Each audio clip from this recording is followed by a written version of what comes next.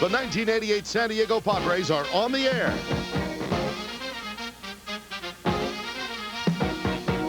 Padres on Television is brought to you by Budweiser.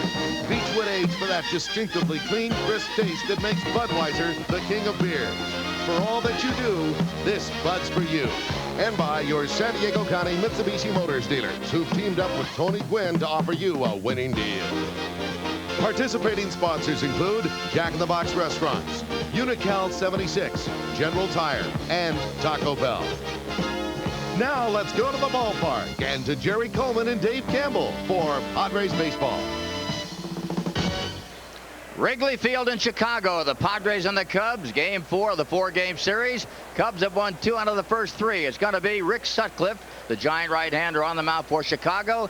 Jimmy Jones going for San Diego. And now, David, as we get ready for this game to be coming up shortly, we're going to break for this commercial message and back with the action, okay?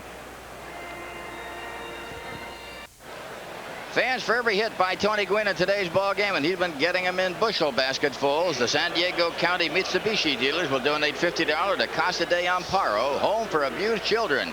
Kids win with Tony Gwynn. And here's Dave Campbell with today's starting lineup. David. Thank you, Jerry. Padres with a revamped lineup today. Johnny Kruk. Why is he leading off? Well, he's got 55 walks. That's 6th best in the National League. And Jack McKeon wants somebody to get on for Tony Gwynn. Gary Templeton's been swinging well. He's at shortstop. Tony will be in right. Keith Moreland, our pregame guest, at first. Marvell drops down to the 5th spot. Benito back in there today. Tim Flannery gets the call at 3rd base. Roberto Alomar will bat 8th. And Jimmy Jones will pitch for the Padres and look for his 7th win of the year. For the Cubs, they go the same way they've gone for the last 3 days. Sean Dunston will lead off at shortstop. Ryan Sandberg at 2nd. Mitch Webster in center. Andre Dawson in right. Rafael Palmeiro is at 1st. Vance Law at 3rd. Gary Varsho playing left field. Damon Berryhill the catcher. And Rick Sutcliffe is on the mound looking for victory number 8.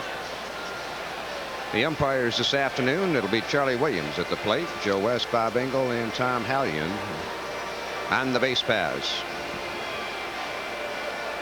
Well, kind of a crazy day today. We got up very warm this morning, came to the ballpark. The winds picked up. All of a sudden, the clouds came over. There is a great air show going on at the beach today. I don't know how the clouds are going to affect that, but more importantly for us, I guess, we just wonder if we're going to have some kind of a rain delay today. Padres come in on a 5-5 note for this road trip. They had not had a winning road trip all year. They were 5-3. All they had to do was win one of the last 2 games to clinch a victorious trip, but they have not done it yet. So they'll try to do it this afternoon as we look at Rick Sutcliffe. 6'7", 215 pounds. Cy Young Award winner in the National League in 1984, runner-up last year. And his name has been bannered about in a lot of different trade rumors. So we shall have to see. Sutcliffe has a huge contract. He is 32 years old. He is in his 10th major league season. There you see what he's done lifetime against the Padres. 1-1 in the playoffs. He beat the Padres 13-0 here in 1984, and then the Padres got him in that 5th and deciding game out in San Diego by a score of 6-3. Well, you might think those are the cheap seats because you don't have to pay to get into the ballpark. But I guarantee you one thing. Most of the people that sit on those rooftops pay one way or the other. Either money or through favors to the tenants. It's a nice way to watch a ball game. Instead of going to the concession stand to get yourself a cold one, they probably have a little cooler right beside them. And I'll bet on August the 8th, the night of the first night game, that place will be swamped because everybody wants to get in. The tickets are at a premium. You can't even get a ticket even if you want it. Incidentally, I ran into 4 young men, Reggie Degner, Brian Freiling, Jeff Freiling, and Bob Soto, who are here, and they're taking a baseball bonanza 88 trip, taking them to see games like Minnesota and Baltimore, Milwaukee at Texas, Cubs and the Padres today, White Sox in Seattle, Tigers and the Royals twice. Boy, what a schedule they've got. And then on to Blue Jays and the Yankees on the 29th. They're all over the country. They're taking in all these baseball games. They say, hey, say hello to my friends and my family back in San Diego. Really nice kids. Well, nice way to go. I wonder if those are the same guys I ran into in St. Louis. They were seeing a lot of games. Well, you know, they got things to do. They got the ball game, then they got Black Creek, Pioneer Village, got all these things to do. They got everything lined up. Here's Kruk, first pitch, hit left field. Way back, way back, way back. How do you like that? What a way to lead off a ball game. Johnny Kruk in the first pitch of the game. Home run number 7. Padres 1-0. Man, does McKeon have an eye for the right thing to do? Put him in the leadoff spot, puts his club ahead. Fridge. That's what Randy Reddy said today. We got Refrigerator Jr. leading off for us. There's a lot of that refrigerator around here. You know, William Perry has been banned from camp. Johnny did it one at bat too late, though. I predicted he was going to do it in the 9th inning yesterday, and instead he lined out to Sean Dunston, but the Pads will take it today. 1-0 San Diego. Now Gary Templeton with a 1-0 count. 1 for 8 in the series. Here's Kruk. What a way to start a game. Woo! A shot. Oh boy, Sandberg almost got pushed back into right field. So far, Rick Sutcliffe hasn't fooled anybody. Not the first 2 hitters anyway, although he got 1 out. Well, here he comes. Yeah, Kruk was the butt of many jokes in the clubhouse today when he was in that leadoff spot. You know, the funny thing about it is Jack had mentioned it to him earlier, and Kruk did lead off back in 1986 at various times when Steve Boris was the manager. But Reddy really got him. He said, we got the refrigerator leading off for us. Johnny Kruk puts the Pods on top. That's Gary Templeton's young son right there. He is the bat boy having a ball. It's the family trip. You might have missed it. Lots of kids, and when we go back tonight, that plane's going to be full of kids and wives, and we're going to have a ball because the Padres want to go home a winner. In there for a strike to Tony. He was batting at .313. What a comeback. Hard to believe.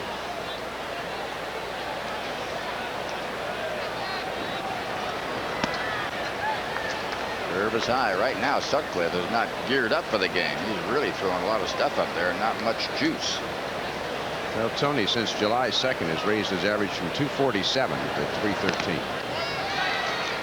Ball and 2 strikes. Gwynn is 3rd in the National League in hitting behind Gerald Perry at .331 and Andres Galarraga at .325. Gwynn now at .313 and on the rise. And boy, I'll tell you, I would not bet against him winning this thing again.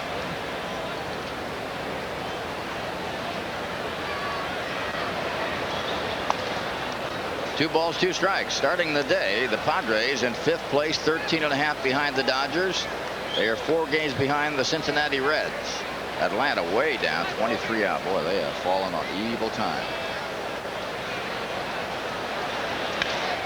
Gwynn hits one foul left side, and the count holds at 2-2. Over in the National League East, New York ahead of Pittsburgh by 2, and Montreal 9 games back. It looks like it's the Bucks and the Mets for the flag.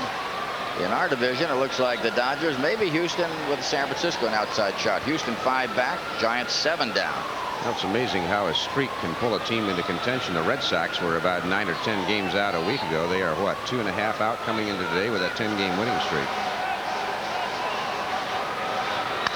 Tony hits one to left field. That's going to push the left field to Varsho back, and on the warning track, he grabs it. So Gwynn didn't have enough juice on it. Well, the Red Sox, certainly the talk of baseball. They lead Chicago today 3-1 after 3 innings. They've won 10 straight.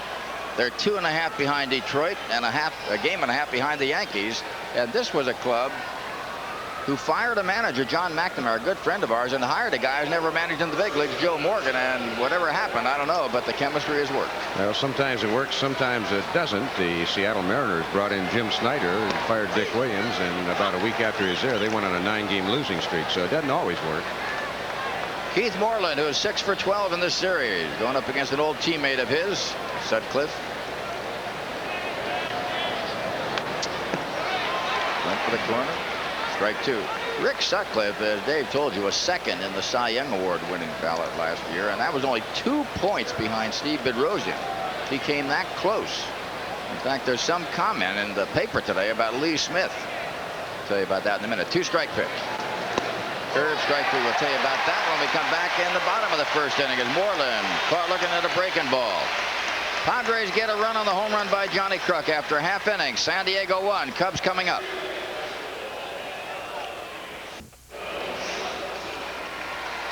This telecast, produced, packaged, and sold by the broadcasting department of the Padres, is presented by authority of the ball club and may not be rebroadcast in any form without the express written consent of the San Diego Padres. Jimmy Jones, after a marvelous game at Pittsburgh that he won 6-2, a full game complete effort, will go up against Sean Dunston, Ryan Sandberg, and Mitch Webster, starting off the bottom of the first inning, and the Padres lead at 1-0. Well, for the first time in the series, with this change in the weather, the wind is now blowing out, and that's what helped John Kruk's ball get into the seats. Sean Dunston having a marvelous year. He's 4 for 13 in this series, but look at those numbers, and that was from nowhere.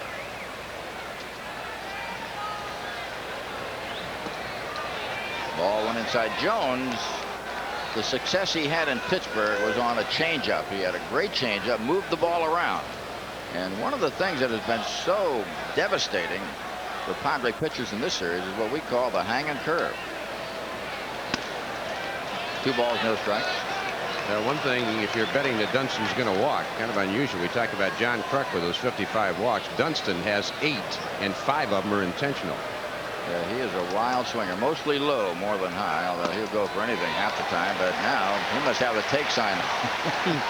3-0. Well, you figure he's been up nearly 350 times this year and only 3 unintentional walks, but he'll take one here.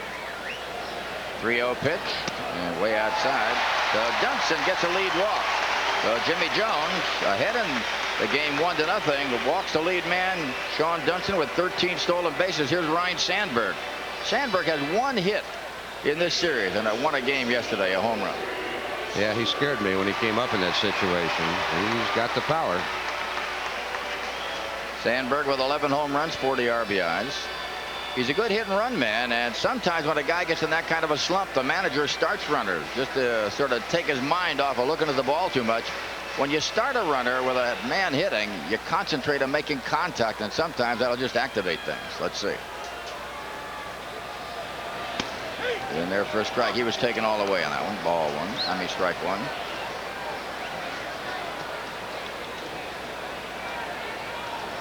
Sandberg checking his third base coach, Chuck Cottier. Flannery playing at third today, moves back just a wee bit. And Dunston pushed back. Flannery at third, Templeton short, Alomar second, Moreland at first. The catcher, Santiago. In the outfield, left to right, Johnny Kruk, Marvell Wynn, Tony Gwynn, and on the mound, Jimmy Jones. Jones with a record of 6-8, ERA right at 4.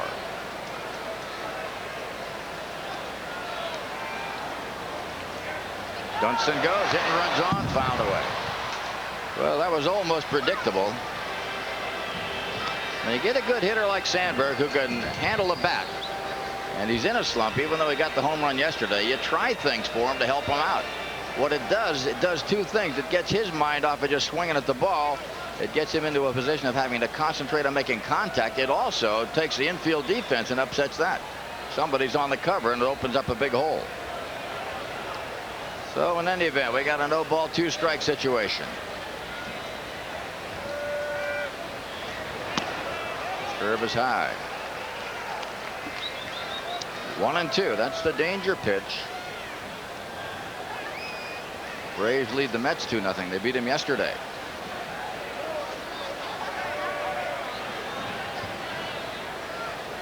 A ball and 2 strikes. Well, Jones giving Dunston the proper amount of attention. That's Jose Martinez, the first base coach. Well, the Padres have had a good road trip, 5-5, but the Dodgers once again are devastating on the road. They're having an 8-3 trip up to this point. Best road record in baseball. Right center field, going to be trouble. Marvell isn't going to get it. Here's Dunston. He's going to score. Sandberg stops at second. 1-1 ball game, and nobody out here the first inning for Chicago. So the walk has proved costly. Sandberg doubles a drive in a run. And there's Dunston. Manager Don Zimmer claps him on the back, as does Joe Altobelli, right down the middle. Kind of a spinning slider. Marvell playing maybe just a tad shallow. I don't know if he realized the wind had switched or not. And that ball gets over his head. So it's an even ball game, one apiece. We're in the bottom of the first inning. Sandberg at second. Here's Mitch Webster coming on, a switch hitter batting left-handed. Well, I'll tell you, they're hitting Jones pretty good too. Nice play by Tony Sandberg. A little late getting over there and safe. Sandberg made a mistake. He went back and was late getting off the mark and almost got nailed. Well, Tony does everything right. Sandberg on his way. Watch how tough Flannery hangs on this tag. Boy, he's going to stay right in there, but just barely beating the throw is Sandberg. That's a big play and a good bit of running by Ryan Sandberg. Webster lines out. Here's Andre Dawson. Had a home run yesterday, number 16, and right now Jones has not settled in. He's having trouble. Yep, Andy Hawkins staggered a little bit at the start yesterday, and then he settled in. Fortunately, he only gave up 1 run early. The Cubs had 6 hits in the first 2 innings, but only 1 run in. Infield in. Ooh-wee. He got away with a bad pitch, and there's Benito. That was a hanging curveball over the center of the plate, which shows you that the pitchers have the edge because only 30% of the time do the good hitters make contact that's safe. Yeah, but when you elevate the ball for Dawson, those percentages generally go up. But this is a case of the ball just kind of tying him up. He tied himself up. Wow. So Jones had better get it down, or 2 down. Here comes Rafael Palmeiro, left-hand hitting outfielder, playing first base today.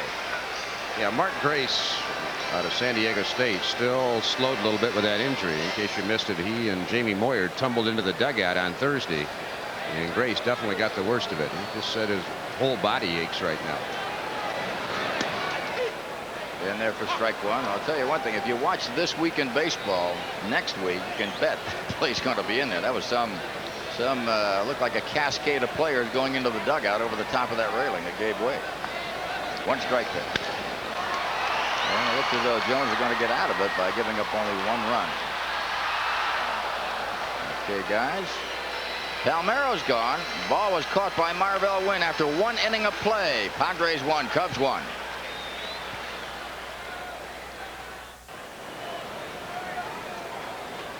We are back at Wrigley Field. Padres 1, the Cubs 1. Here's Marvell Wynn hitting in the 5 spot. He's been up in the top of the order mostly, but now moved back to an RBI position. He is 1 for 9 in the series. Outside ball 1. Marvell's one of those guys, a dangerous hitter. He's not the kind of, make that a strike, pardon me. Dangerous hitter from the standpoint that he's unpredictable. You never know when he's going to go for it. I thought that was a ball. That umpire and I aren't on sync. Another one. Boy, he's hitting that outside corner pretty good. No balls, 2 strikes. Yeah, Sutcliffe doesn't have a lot of stuff right now, but he's made some pretty good pitches. He made a great one to Moreland, and he's dropped a couple on Marvell. 2 strike pitch. One thing you've got to remember, and I do forget from time to time, is that the camera is off angle, not directly behind home plate, and therefore you get what appears to be pitches that aren't what they are, but are. I like that one. I'll explain that later.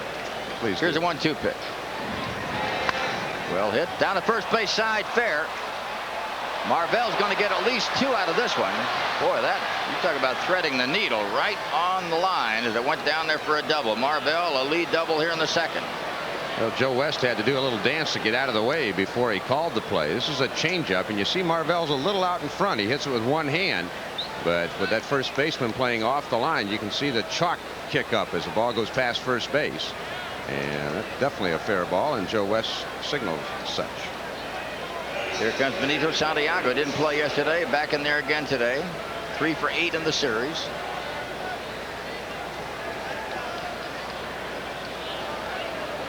Runner at second. Santiago's job is to get Marvell to third or get him in. Hanging curve. Both pitchers throwing high today. Ball 1. After 4 innings of play, Red Sox 3, White Sox 2. They're playing the game at Fenway Park. Red Sox going for 11 straight. What a comeback. They've also won 15 in a row in Fenway going over their last 2 series. 1 ball, 1 strike. I think it was 1982 that the Dodgers were trailing the Atlanta Braves by 10.5. And within 12 or 13 games, they'd gone ahead of them. It was an incredible reversal. The Braves eventually won it when the Dodgers lost to the Giants on a Joe Morgan home run late in the season. In fact, I think it was the last day of the season. It was. Braves went through a spell there where they lost 19 out of 21 and then regrouped. But in any event, the Red Sox, boy, are they pistol hot, going for it. Outside. One thing you got to be aware of whenever Sutcliffe's on the mound, he's got that reverse pickoff move to second base. Padre coaches keep reminding the runners of it, but you can't get a ring cramp, as we call it, with Sutcliffe out there because he spins the opposite way back to second base. 2 balls, 1 strike.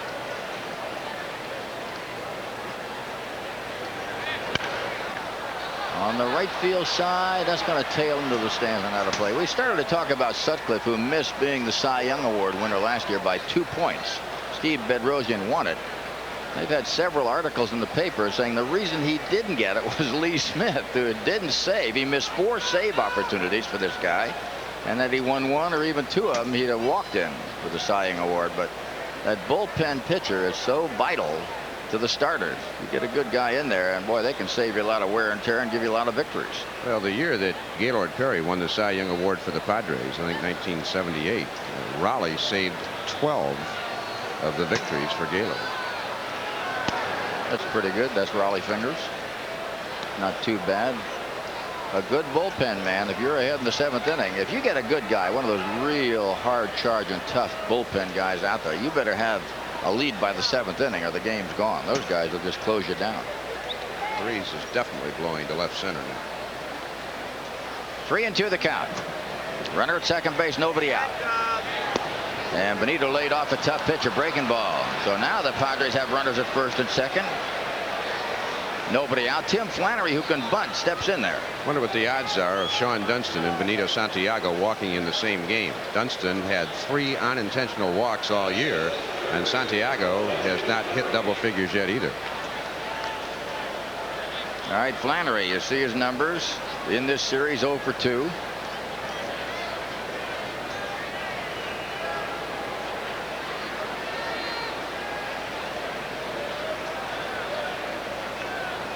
Marvell went at second base.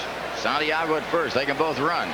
And Flannery, oops, dangerous bunt in the air. That ball, had it gone over the third baseman's head, would have been a gem. But when you bunt him in the air like that, it's usually an out. Strike 1.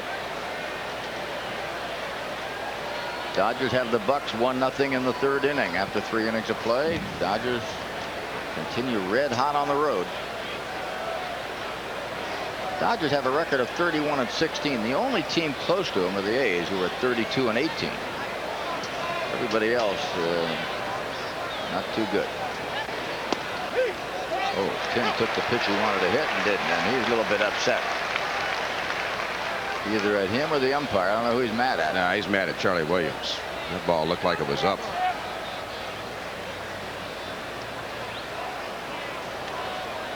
Two-strike pitch. Here's the big pitch in the game right here. 1-1 ball game. We're in the 2nd. Padres have runners at first and second. Nobody out.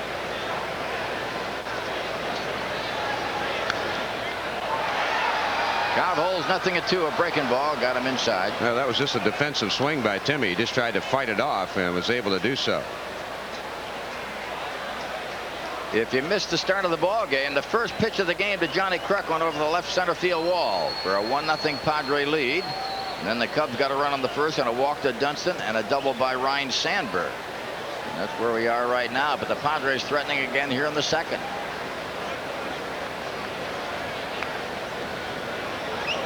These are the manager's toughest moments when you get a starting pitcher out there who's struggling in the early going. Timmy, after a bad pitch, is gone. Strike 3. Second strikeout for Rick Sutcliffe as Flannery went fishing on a ball that was way down there. Well, for whatever reason, I don't think Timmy picks up the ball too well against Sutcliffe. He's only batting .138 lifetime against him, and Tim usually makes contact in that kind of a situation. Roberto Alomar moving in. Alomar 3 for 10 in the series. There are his season numbers. Not too bad for a first-year guy 20 years old. In fact, they're quite good. He is hanging tough. Strike 1. Line shot. The fans here at Wrigley Field. The sun has popped out again. Special breed.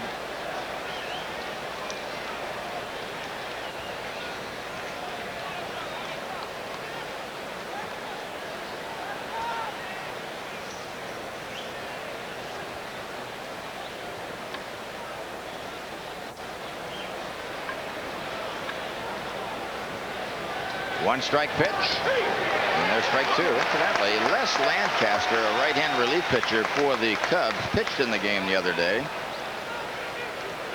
And would you believe that yesterday he went to the hospital, had an emergency appendectomy, and he's out for who knows how long. Yeah, they were talking about bringing Mike Bilecki up. Now, whether he arrived before the game or not, no announcement was made. Whatever happened to Lancaster certainly happened in a hurry. Pitch one day, the next day he's in the hospital. Two-strike pitch. Oh, boy, I'll tell you. Charlie Williams just saw that reaction, sort of a flinch reaction. He was going to raise the right arm and held off. So Alomar gets a break. 1 ball, 2 strikes. You know, Sutcliffe really doing a good job of painting the edges right now. Rick doesn't have overpowering stuff, but if you can put the ball where you want to, that's about 3/4 of the battle as well. This is the Cubs' longest homestand of the season, 13 games. The Padres seem to have been on the road a long time as well. 1-2 pitch. Way outside, 2-2. Marvell win at second base. Benito Santiago at first. 1 down. 1-1 game, second inning. Padres trying to do more. And here's the guy that's really got to have to do it because Jimmy Jones is not that big a hitter.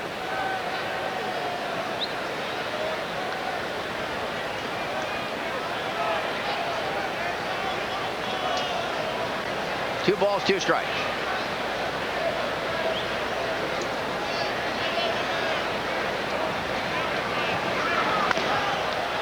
Just foul on the first base side. I don't think Palmeiro really has a feel for first the way Mark Brace does, who's a regular first baseman. Palmeiro's had a couple of plays down there. He doesn't seem to get off the bag or the bat too well. Just kind of drifts over there.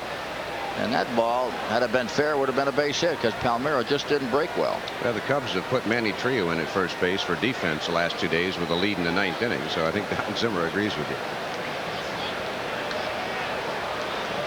2 balls, 2 strikes. 1 down. Runners at first and second.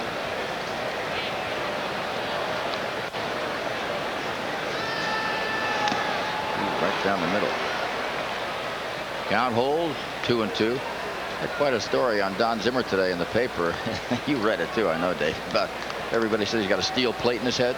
He said it's not a plate, they're buttons. Has a little trouble getting through the metal detectors at the airports. He had a serious beaning when he was playing in the minor leagues in the Dodger organization. Was in a coma for 12 days, and they weren't quite sure whether he was going to make it or not. He had 2 of them. The other one almost cost him his eyesight. 2-2 pitch. 3-2. Well, let's see what manager Jack McKeon does. He's got Marvell Wynn at second base, Benito Santiago at first, both with pretty good speed.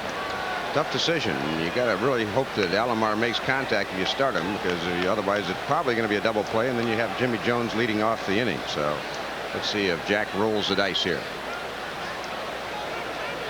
Wynn with the lead. Dunson really on top of him at shortstop. Runners watching for the move as Rick Sutcliffe does that reverse move. Yeah, that's when he's most likely to use it. 3-2 when he thinks maybe the runners might be going. Did he work under Johnny Sain? That was his specialty. I don't know where he got it from. 3-2 the count. Runners go and a big jump. Foul back. Oh, Marvell, what a jump he had. He could have stolen the base. Now, Sutcliffe is very slow coming to home plate. Once Marvell figured he wasn't coming back on that reverse pickoff. Now you see Sandberg and Dunston at the top of your screen conferring. Well, one thing the infielder has to do, whether it's a shortstop or second baseman, you have to fake them back vocally. You know, you say to a guy, look out, you know, they'll react. You can't do it a lot, but do it at the key times, and you get the guy to sort of flinch and hold off a bit. Until I got hoarse, saying, look out. Well, if you take the right kind of lead at second base, you shouldn't care what the shortstop or second baseman are doing. 3-2 the count. Runners moving off again. And there they go again. Up the middle, base hit. Padres are going to take a lead. Here comes Marvell in. It's a 2-1 game over to third base. Benito Santiago. And right now, Rick Sutcliffe not having a very happy time out there. And if you look at Jimmy Jones coming on, watch out for the bunt or the suicide or the safe squeeze or something. Well, Sutcliffe is probably thinking about that pitch that got past him, the 0-2 pitch to Alomar that he thought for sure was a strike. And Robbie ends up getting a base hit, driving in a run. Padres take the lead now. We're in the second inning. Runners at first and third. Let's see what Jones is doing. And in at third base comes Vance Law. First baseman Rafael Palmeiro holding against Alomar. Big clutch hit for Roberto Alomar. Now the figures that Jones will bunt here. Let's see what Jimmy's up to. Sutcliffe's going to look for that old first and third play. Rick's got all the tricks. What he was hoping there was maybe Alomar, if it were a squeeze, would give it away by running off first base.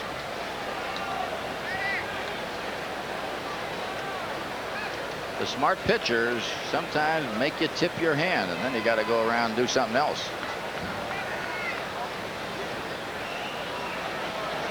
Pitch out, ball one. That's a break for Jones. He wasn't squaring around, but I got a hunch he might do it this time. Well, Jay, you know, amazingly, remember Sutcliffe when he was with the Dodgers was the easiest man in baseball to steal off.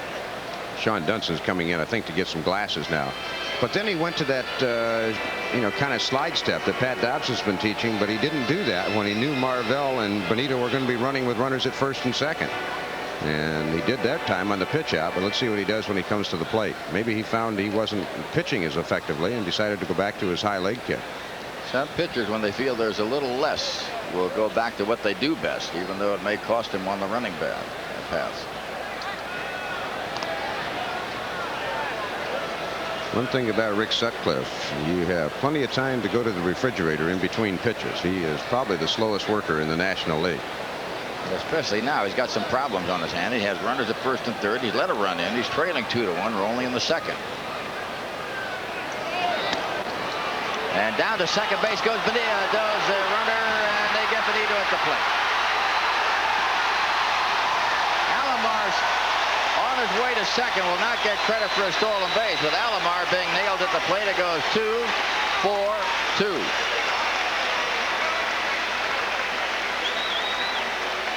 Well, interesting play. Berryhill's throw. And Benito, Berryhill did not budge much. Benito hit him a pretty good lick, but Damon hangs in tough. And Berryhill ends up on, no, he didn't. He stayed on his feet. Make that 2-6-2. It was Dunston who made the cover. Well, Jones whacks one high in the air on the right side. Palmeiro has it, and that's all for San Diego. They do come up with a run. After 1.5, Padres 2, Cubs 1.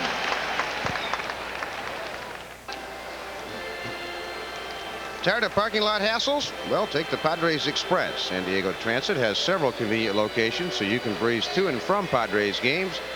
Call San Diego Transit for information. We go now to the bottom of the second inning. Vance Law, Gary Varsho, Damon Berryhill coming on against Jimmy Jones. Padres lead in the game 2-1. They got a run on the first on a home run by Kruk. A double by Wynn. A single by Alomar. Got another run in the second. Cubs got their run on the first and a walk to Dunston and a double by Sandberg.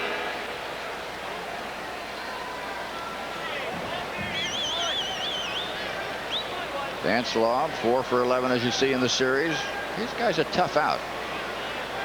He has really made himself into a pretty good player. Ball one down. He played with the White Sox and the Cubs. He's made both sides of town, the south side and the north side. Chicago's Wrigley Field is in the north side of Chicago. We're into right field. Morrow can't get it. Tony Gwynn, I thought he was going to get to it, but he didn't do it. So Vance Law opens up with a single to right field. And right now, Jimmy Jones is not pitching well. They're getting to him pretty good. They got out of a spot in the first inning, but they're peppering the ball. Elevation is the key word. It's up, up, up, and that's what hitters strive on. Left-hand batter Gary Varsho. He's playing left field in place of Rafael Palmeiro, who's in at first base for Mark Grace, as Dave told you. Grace went flying into the Padre dugout on a pop-up the other day, the game that Jamie Moyer pitched. He's been out since. Second hit given up by Jones.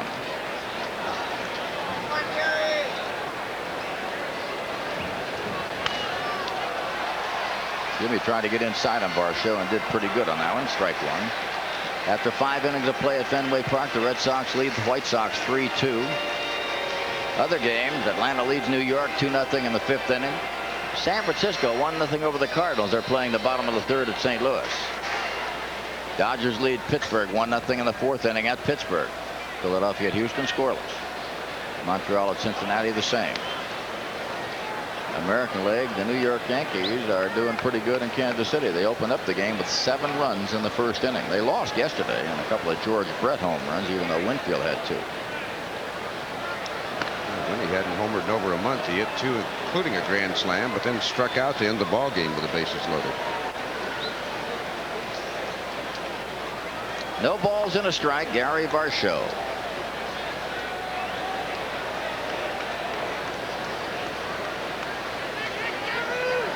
Law at first base. Not a real running threat. Chopped to short. They might do it. Not in time. Very close at first base. Varsho went down the line pretty good. So Law forced at second. The play goes 6-4. Well, Varsho going out after the breaking pitch. Padres move it well, but Varsho, who had 196 minor league stolen bases, can run, and he just gets there. Now Damon Berryhill comes on. He was quiet yesterday, but don't concern yourself with that. He can explode on you. Quiet. He hit 2 line drive outs. Padres were in the right spot. 4 for 11 in the series, batting at .278. Had a big home run and a double the other day in a game won by the Cubbies. It was that 5-4 game in 11 innings. Chicago won it on that crazy play.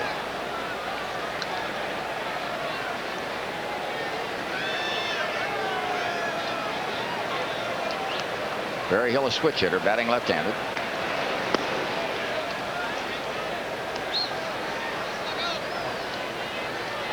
Ball 1 the count. Well, the question in Chicago, are they phasing Jody Davis out? I think the answer is yes, even though Zimmer won't admit it, and I look for Jody to get traded somewhere before too long. Or if they talk to him quietly and kindly, they might get him to be a backup catcher. Pretty good catcher. No, it probably depends what kind of contract he has for how long. The Yankees have expressed some interest in him. 1-0 pitch. Alomar going to do it all by himself this time, and what a play by Keith Moreland. Wow. Moreland saved the day on a double play after 2 innings of play. Padres 2, Cubs 1. We'd like you to watch live from Las Vegas this Sunday night, 6:30 p.m. on TV 21. Our special guest, please do. Our special guest star, Mr. Joey Bishop. Please do. Yeah, we would really appreciate it. Well, it's time for the Padres Downtown Lions Club annual 10K and 2-mile fun run Sunday morning, July 31st. That's 1 week from today. Starts at 7 o'clock in the morning. You'll receive a T-shirt, general admission ticket to the Padres Reds game, and for information and applications, contact the Downtown Lions Club.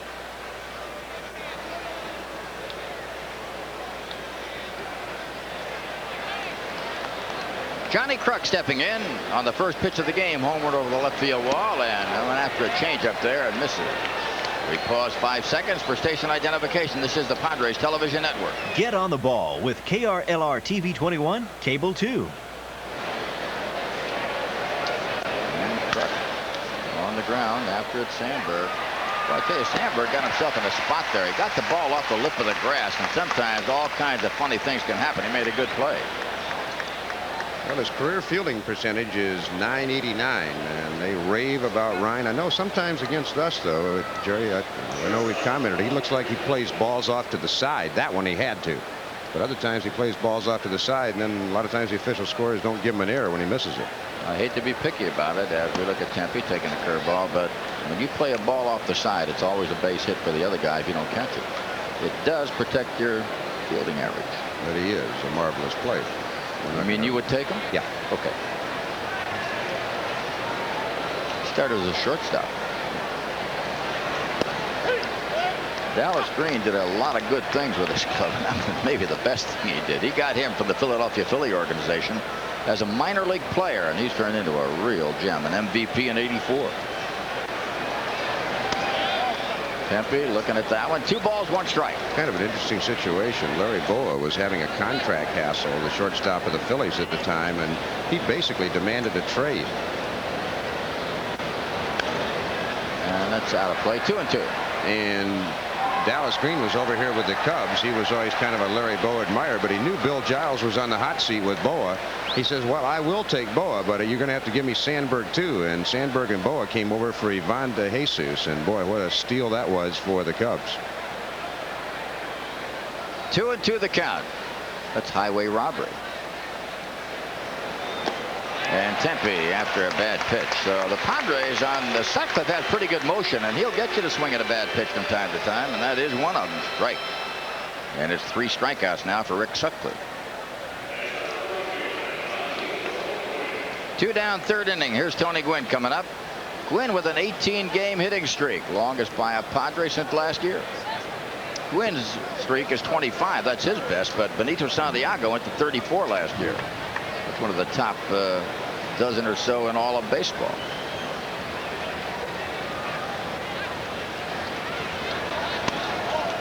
Ball 1 inside. Minnesota has Baltimore 3-0 after 2.5 at Minnesota, where they rarely lose. Although this year they're not as good as they were a year ago.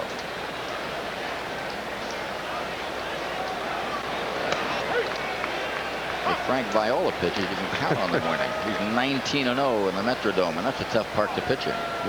Orioles got him yesterday. Eddie Murray hit a couple of home runs. Minnesota's got a good road record this year, but the home record's not as good. Remember, they were a disaster on the road last year. And that's the end of the inning as Gwynn tries to bunt. He's nailed. So it's 3 up, 3 down after 2.5. Padres 2, the Cubs 1.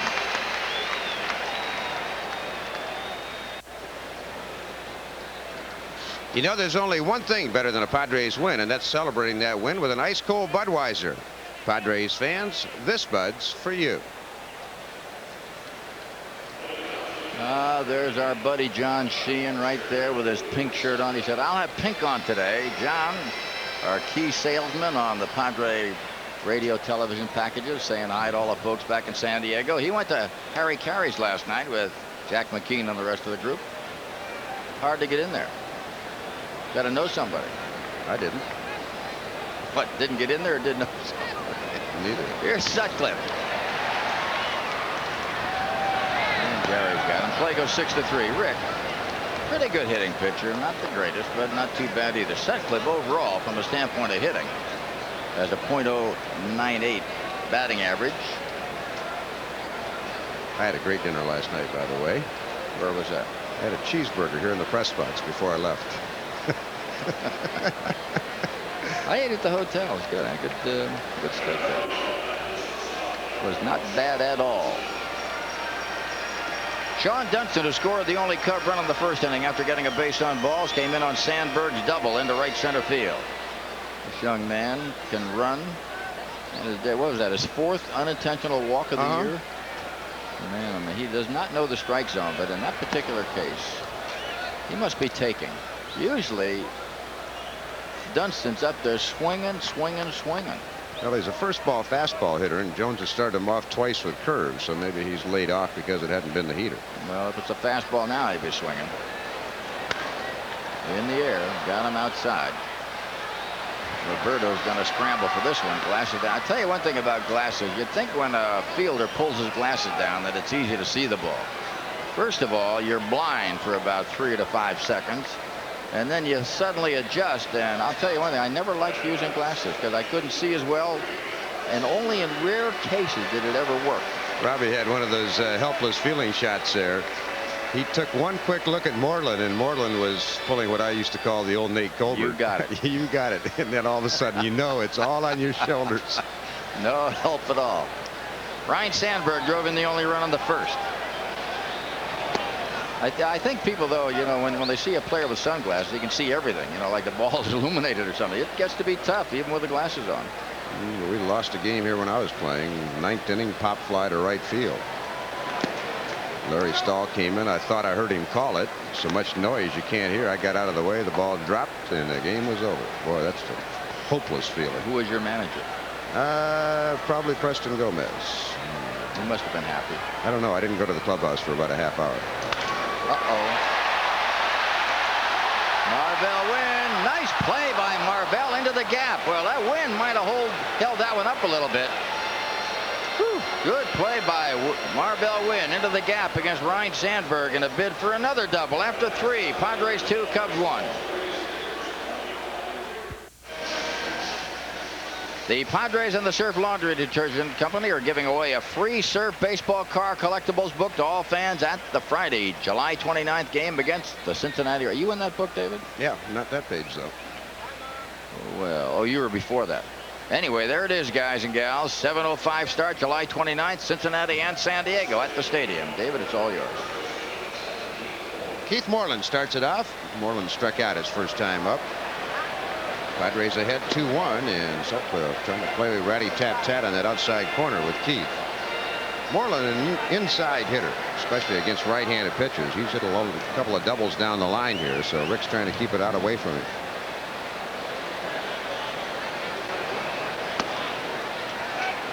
Two balls, no strikes. Rick Sutcliffe, Independence, Missouri, his hometown. Pretty nice guy, basically. Yeah, you know, he's with the enemy, but it's real nice guy.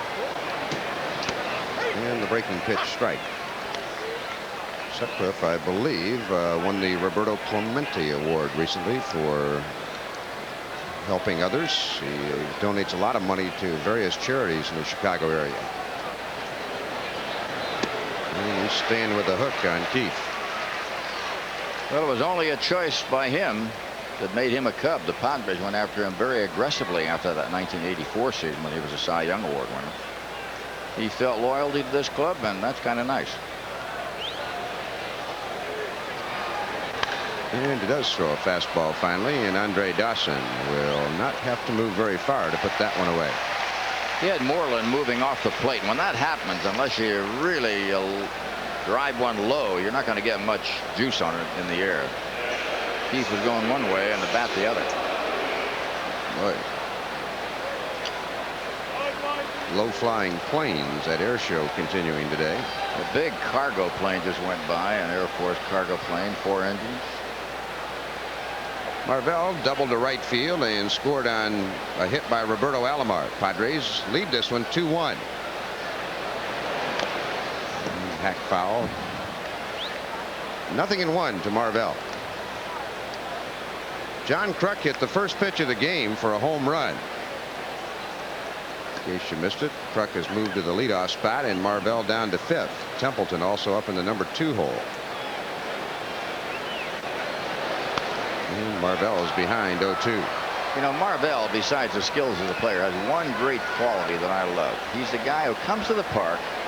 If you play him, he loves it. If you don't play him, doesn't say a word. He's just ready. And there's that big cargo plane, 4-engine jet.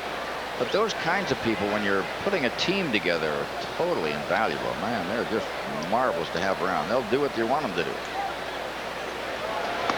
1-2 the count. He is not from the Jim Rice school of baseball, who was choking his manager the other day. I think he came back today.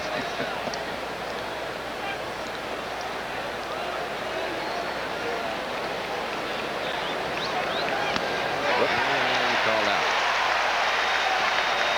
4 strikeouts for Sutcliffe. It appears to me the Padres are not seeing the ball very well on Rick. He's got kind of an unusual delivery, and you can just tell they're having difficulty following the ball. He's one of those guys that a lot of scouts don't like. He has a hook. You watch the back of his hand when he goes into his motion. He just kind of hooks it. And a lot of people feel that'll give you a bad arm, but he's lasted at least 32 years old. Benito looks at a strike. 0-1. Santiago drew a walk his first time up. John D'Acquisto was one of those, and that was one of the things we used to talk to some of the scouts. I say he's going to hurt his arm eventually, but watch that wrist. Sort of it's like a hook effect before he throws the ball.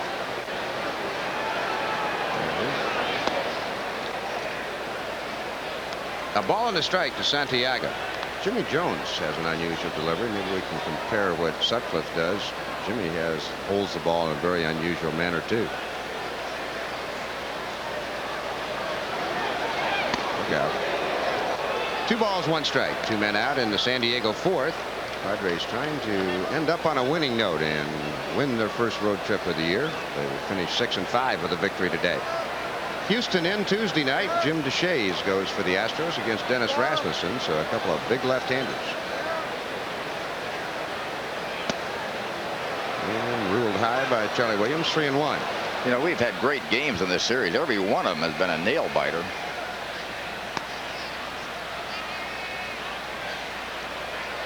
Three balls and 1 strike. And Benito has walked twice Back today. to back. My goodness. My, oh my, oh my.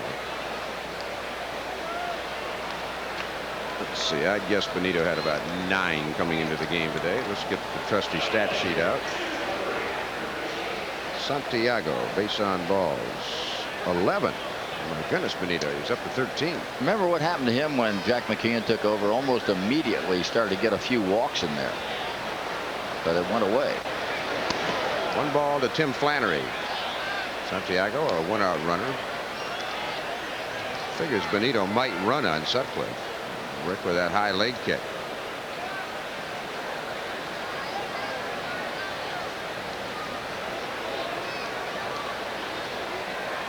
Sutcliffe will drive him back.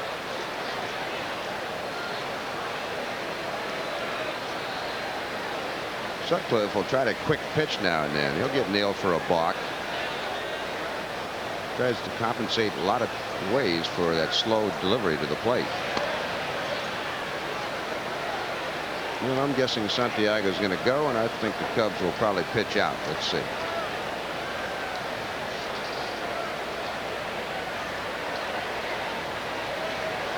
Quick move, and Benito just back.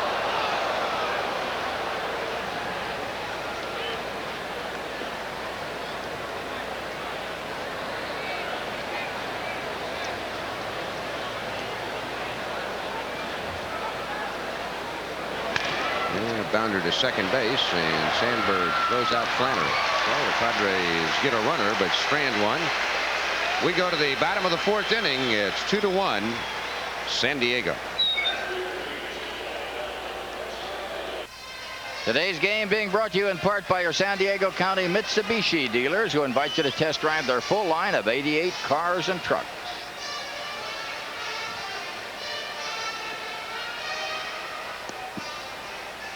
Wrigley Field in Chicago. My kind of town. Frank Sinatra once sang. I was on a few jukeboxes last night. Padres lead this ball game 2-1, and it will be Webster, Dawson, and Palmeiro. And you see the lights. They will play the first night game ever at Wrigley Field on August 8th. Cubs and Phillies. And that game will be nationally televised as well as locally here. Yeah, they're going to have a lot of spectacular entertainment before and after the ball game, kind of get people in the mood for things. There'll only be, what, 8 night games this year, but next year they're going to go to 18. Webster finds the hole on the left side, and the Cubs 3 of 4 innings to put that leadoff man on.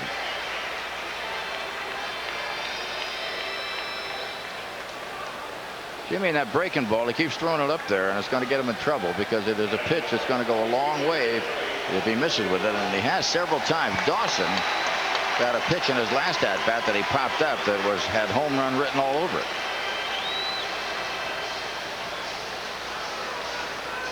Well, quite a game for Andre yesterday. A home run to tie the game and a brilliant catch to save it in the 9th inning. Jones will drive Webster back. Mitch 12 steals, but he's been nailed 10 times this year.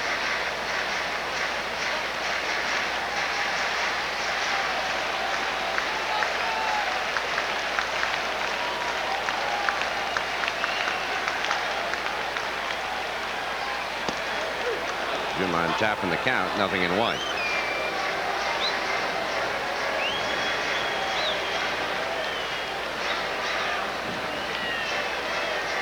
Dawson twice was the runner-up in the Most Valuable Player award to Dale Murphy, and then he won it last year. 137 runs batted in, 49 homers. Kind of a cruel statement in the paper today about Andre. They said last year he was a $2 million ball player getting $700,000. This year he's a $2 million ball player playing like $700,000. It's tough in this town. Tough. Get it down, Jimmy. 1-1. Well, who was it today was saying that they have figured out why the home runs are down? Wade Boggs is one of them, and Molitor saying the ball is softer. There's no question. That's what I've been saying. I know it. I said that 2 months ago. How come you didn't get any credit for that nationally? I don't know. Well, you never do. Webster looks poised, and Jones drives him back. I tell you, Mitch had a different kind of lead that time. He was crouched lower. You wonder why the ball doesn't get harder. It's because they don't wind it as tightly. Webster goes. Pitch is lofted to right. Tony got it. Could be a double play, and will be a double play. Tell you what, that infuriates Don Zimmer more than anything else. When you're running to second base, the age-old story is where's the ball? If you don't look, you'll never find it. And when you're running with your head down like that, that drives that man right up the side of the wall. That should never happen. He should know the ball's in there. He doesn't even know where the ball is. He's looking around at the third base coach. You can't do a thing for him. Once Gwynn catches it, he's gone. He's by second base going the other way. No chance to get back. It is such a fundamental part of the game, and so many people make that mistake. It's hard to understand why. We'll work on that tomorrow. Here's Palmeiro. Don't have to tell you, David, because I know that you were a marvelous baseman, and that was one of the things they taught you in Detroit in their organization.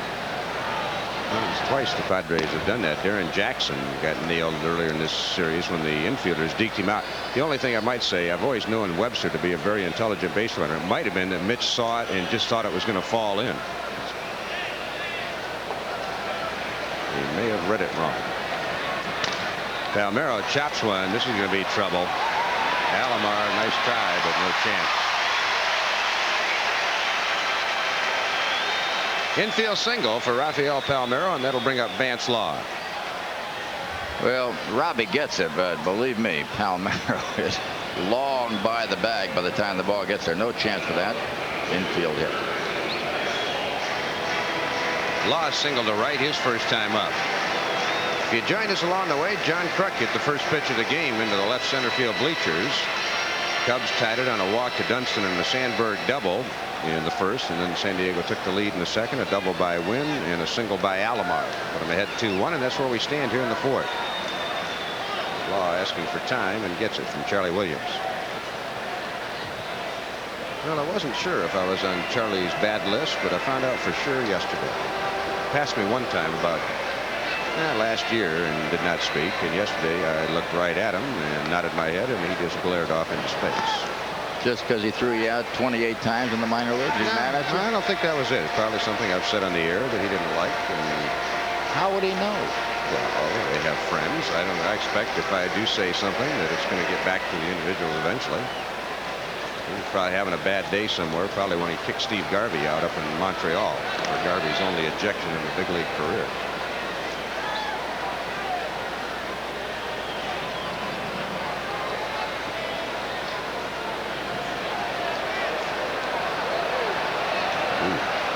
Airplane. That's a mysterious looking jet, I'll tell you that. Looks like that B-1. Yeah. That thing rarely flies this low except when it's landing. Jets use up too much fuel at sea level. They're built to maximize their effort up around 5 miles and more. 2 balls and no strikes to Vance Law. He will be an aggressive hitter on this pitch. Palmeiro with his lead.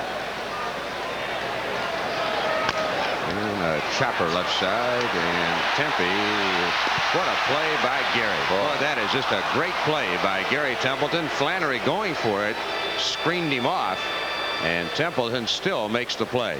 This, believe me, is an impossible play to make when that happens to you if you're the shortstop. But he can throw with velocity off balance better than anybody. On to the 5th. Padres lead 2-1.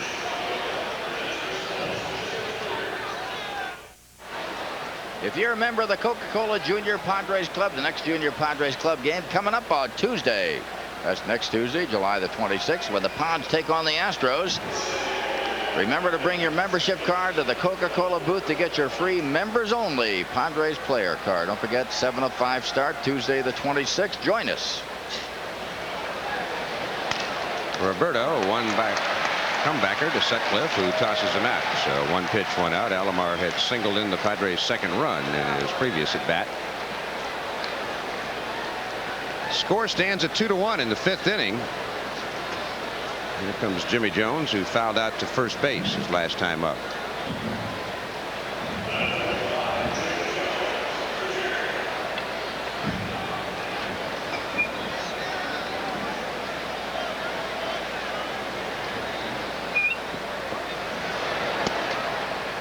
Slider ruled high. 1 ball, no strikes.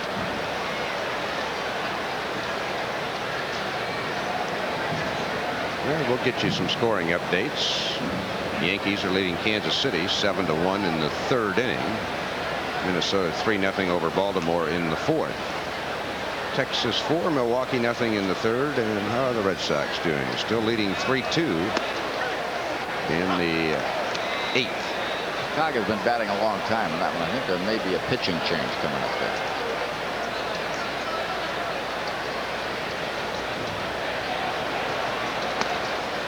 Two balls and 1 strike to Jimmy Jones.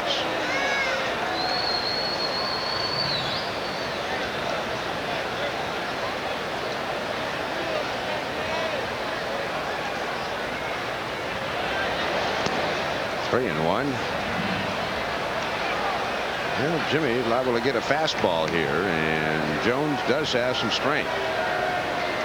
Let's see what happens. He also could have the take sign.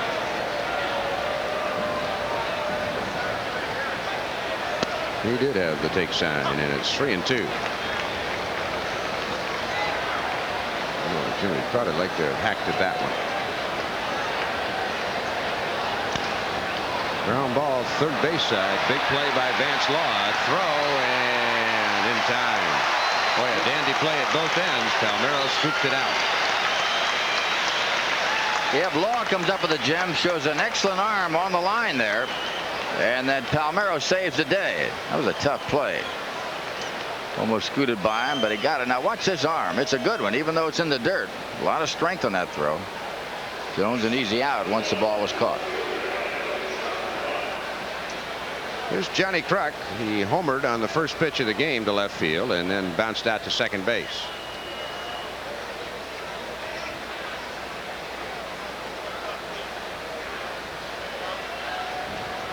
Kruk into the top spot in the lineup, and he has batted leadoff before. We said that earlier, back in 1986 under Steve Boros. John with those 55 walks, and big thing, I think Jack McKeon wanted somebody in the top of that order to get on base for Tony Gwynn. He also mentioned Barry Bonds over with Pittsburgh, who's got 18 or 19 home runs, who leads off with power.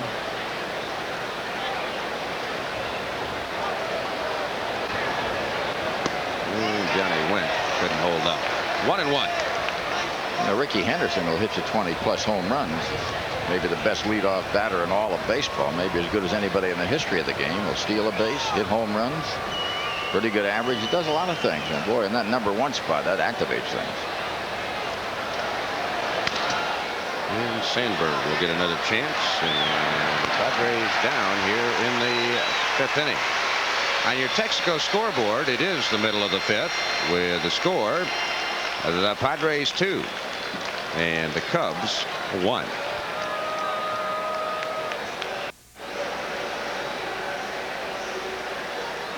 Padres in the Downtown Lions Club once again will present the annual 10K 2-mile fun run Sunday morning. It says 2 mile here. Is it 3 or 2? Well, anyway, we're going to be there July 31st starting at 7 o'clock. Everybody entering has got a commemorative T-shirt, general admission ticket to the Padres-Reds game that afternoon. And if you want to get information and applications, contact the Downtown Lions Club. Remember the day, Sunday morning, July 31st, starting at 7 a.m. Gary Varsho leads off in the bottom half of the 5th inning. 1 ball, no strikes.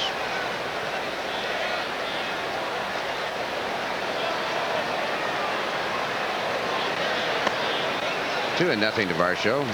Just missed hitting into a double play his last time. Padres rolled it quickly, but he runs well. And Jimmy could make life easier for himself. He'd get that first hitter in the inning. Might have done it here if this ball stays in play. Moreland near the railing and can't make the play.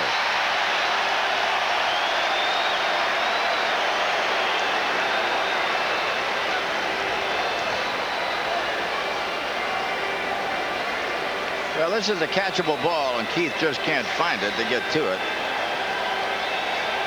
And it gets away. So let's see if Jones can get Varsho anyway and pick up his first baseman. They have soldered that railing, by the way, and it will not give way again like it did the other day. That's the exact kind of play where Moyer and Grace went tumbling in the dugout. Up the middle, Alomar's got it. Can he get it there? What a play by Roberto. Big play. Boy, that was a gem right there. What it did, it took Moreland off the hook, and it takes Jones off the hook. Watch this. This is on the move, throwing across your body away from the play, and that's hard to do, and a strike with something on it. Nice play. Look out there. That's Bob Engel doing a tap dance out there. So Roberto with a big play to start the 5th inning. Here's Berryhill. Slow curve hacked at and missed. Jones starting to get the ball down better this inning. That fastball to Varsho had good sinking movement to it. He was reaching, and then that curveball to Berryhill was down.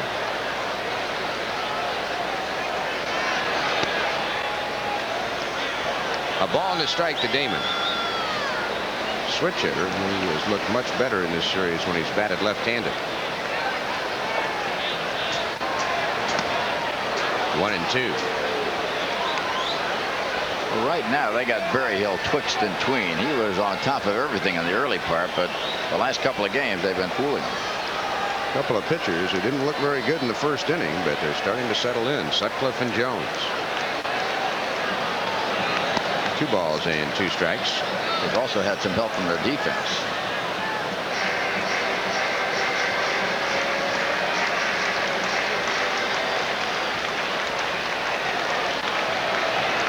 Full count. Scoreboard: Dodgers lead Pittsburgh 1-0 in the 6th. Hillegas against Fisher. Atlanta leads New York 3-1. Pittsburgh just scored a run to tie that game.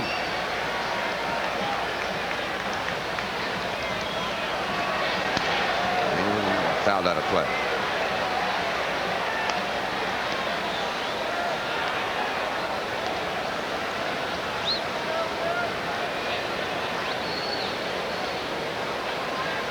Three and 2, the count to Berryhill. On deck is Sutcliffe, pretty good hitting pitcher.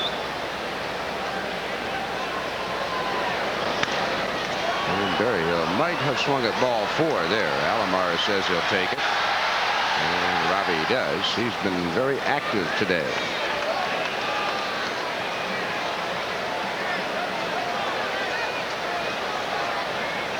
It's his 6th chance in the ball game. Can't take Sutcliffe lightly here. Rick's hit some home runs in his career.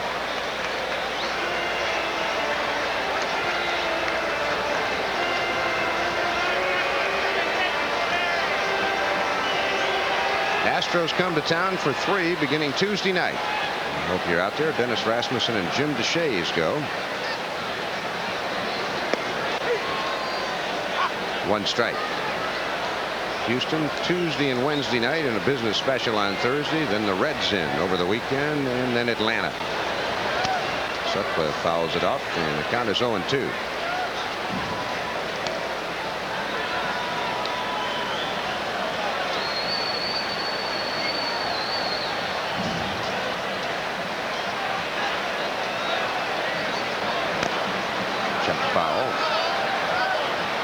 Good ball hit Rick under the arm. Woo. The Snowbird from Canada. That's their precision flying team. Well, the fans here are getting to see the air show and a ball game.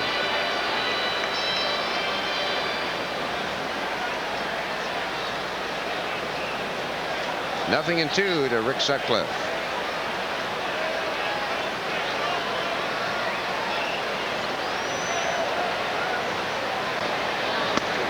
Yes. Jones has struck Sutcliffe out, and the Cubs are down in order in the 5th. We move to the 6th. Padres up 2-1.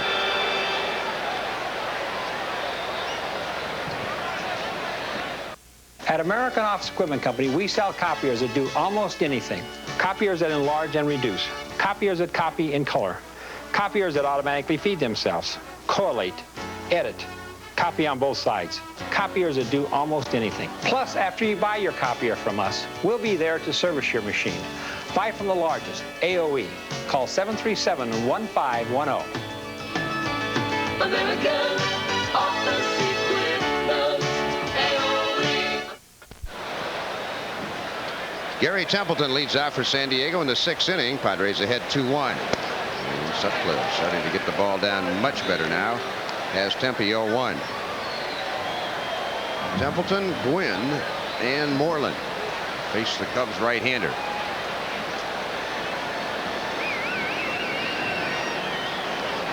Ball on the strike to Gary. Tony, in case you've just joined us, is 0 for 2, so he's probably got 2 more hacks left at Sutcliffe to extend that hitting streak.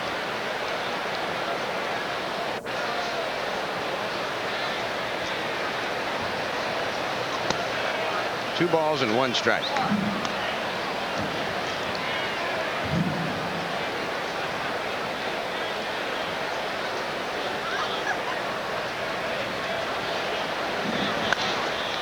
Hit on the ground to Palmeiro. Sutcliffe a little late getting over, but gets there in time, so 1 out. Padres have not had a hit since Alomar's single to drive in a run in the 2nd inning. Had 1 base runner, a walk to Santiago.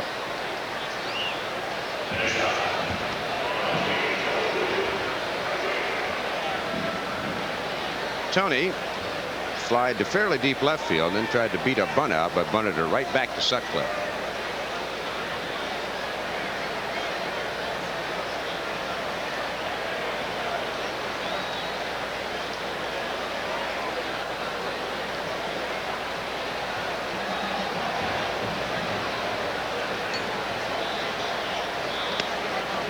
One ball and no strikes to Tony Gwynn. Padres trying to win for the 4th time against the Cubs today. They're 3-8. So a year ago they were 3-9. They have not played well against Chicago the last few years. Tony chops one to Palmeiro. Changeup, and Sutcliffe there, and Tony's going to have maybe 1 at bat left to extend that hitting streak. Took something off, and Gwynn bounces out. 2 down, and that'll bring on Moreland, who struck out and flied to right field. Sutcliffe changing speeds and pitching to much better locations, and so is his counterpart, Jimmy Jones.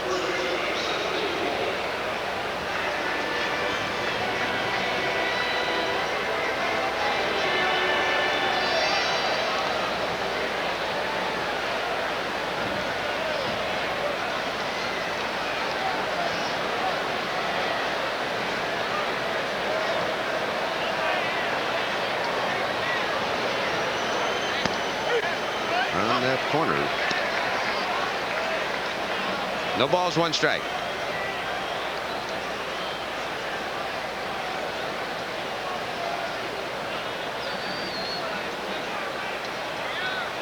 Houston and the Phillies no score. They're in the 6th inning. And Keith really having trouble following Sutcliffe's pitches. Astros trying to make it 7 wins in a row. They've won 11 of 13, and they're about the only thing that's keeping the Dodgers from making it a runaway in the West. So Sutcliffe has Moreland in a hole. No balls, 2 strikes.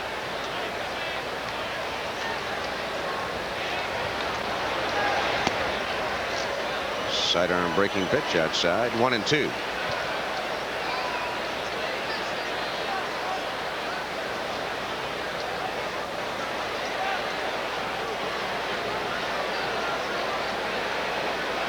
See Berryhill glancing at Moreland just to see, is Keith peeking to try to pick anything up, or does he showing something about how he's going to try to hit a particular pitch?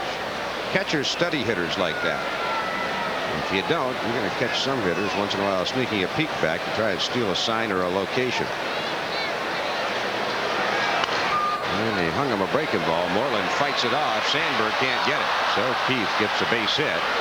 Probably not too proud of it, but he will take it.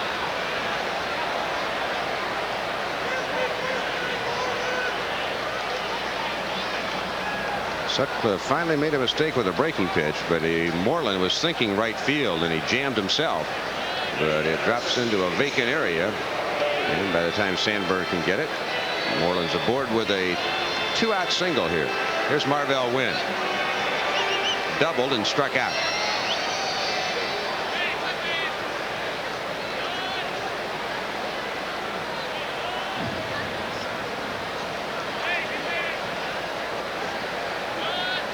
Marvell playing in the town he grew up in.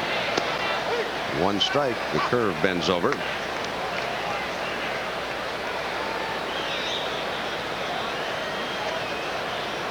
No balls and 1 strike to Marvell Wynn. Started the day at 271, so he's lost a bit to the average. Count even. 1-1.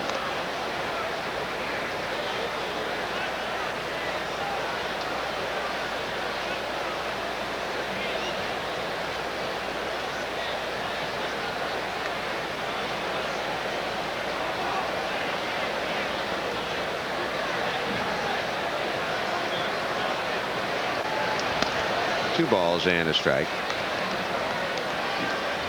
One thing that doesn't figure that Sutcliffe will do, he's been behind some hitters, but he has not given in to throw the fastball down the middle.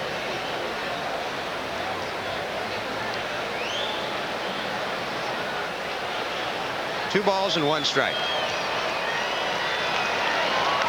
And Marvell, pretty good swing. 2-2.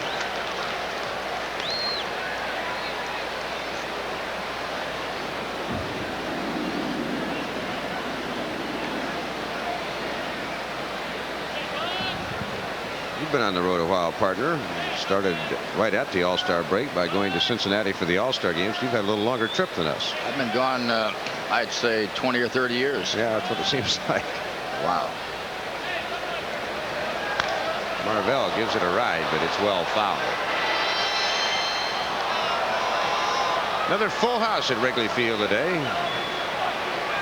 Friday, Saturday, and Sunday's games here were sold out. They list the capacity at 39,000, but every time they tell us how many are here, it's usually 33 or 34. Yeah, capacity I think is 39, but I don't know. It looks like it's jammed here as it was yesterday, and they only threw 33,000 on the board. A little late on the fastball. Hey, one thing about Sutcliffe, he really tried to muscle that ball by Marvell. Went in on him, had pretty good stuff. But Marvell fought it off to stay alive. That's what you have to do. When you get a pitch that beats you, if you can just stay alive by getting a piece of it, then you can come back to fight another day. They used to put over 50,000 here, but the bleachers were in a different configuration than right and left center field. They used to go much, much higher. And then the changeup has popped up. Berryhill is going to come for a look, but it's out of play. One of the kind of interesting parts of baseball is what is the ideal stadium? And for baseball, they look at it between 50 and 55,000. There are some bigger parks, but one of the reasons why Cleveland's Municipal Stadium is it's a big cavernous bowl. It'll hold about 80,000, 75 to 80,000. You put 35,000 in that, it looks like it's empty. They think about 50 to 55 just about right. Bouncing ball. Sandberg can't get it. Moreland going to run 1 base at a time and not test Andre Dawson's arm. So Marvell Wynn and Rick Sutcliffe had quite a battle, and Marvell won it. Well, here's a play that just gets by Sandberg, and Keith, not a fast man, does not gamble a lot. In this case, I don't even think Dawson was thinking about third base. So Santiago with a chance to get the Padres another run. They have struggled somewhat this year in runs scored. They've done better since Jack's taken over, averaging nearly 4 runs a game, but they still have scored the fewest of any team in the National League. Benito has walked twice, neither one of them intentionally. 2 aboard, 2 out in the 6th inning, and the Padres lead by 1. 1 ball, no strikes. Tim Flannery to follow. Looking forward to the off day tomorrow, sir? Yep. Yeah, me too. Gives you a chance to do all the things you haven't done all month.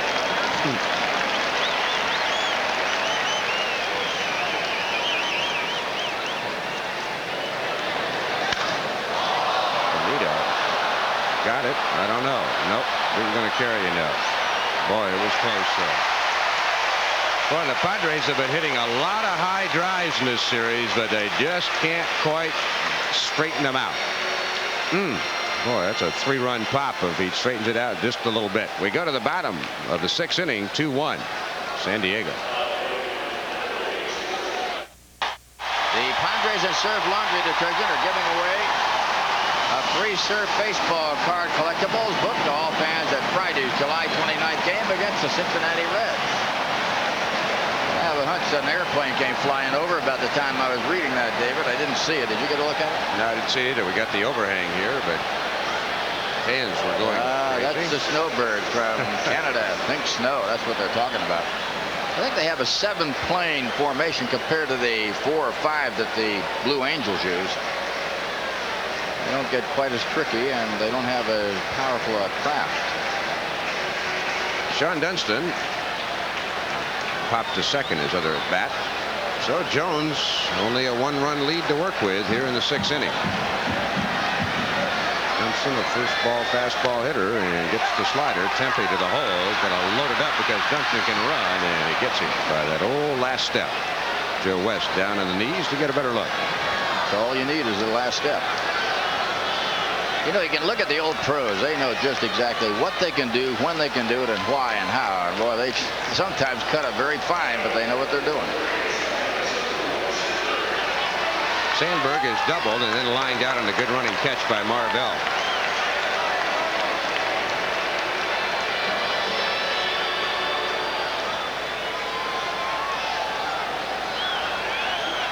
Spokane, Washington is where Sandberg grew up, now lives in Tempe, Arizona. Great looking curveball from Jimmy Jones, or slider. That might have been the slider. Didn't have as big a break. The last couple of innings, Jones has been getting the ball down. If he keeps it there, he should be okay.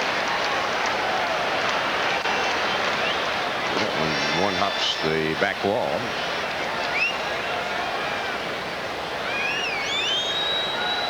One and one to count to Ryan.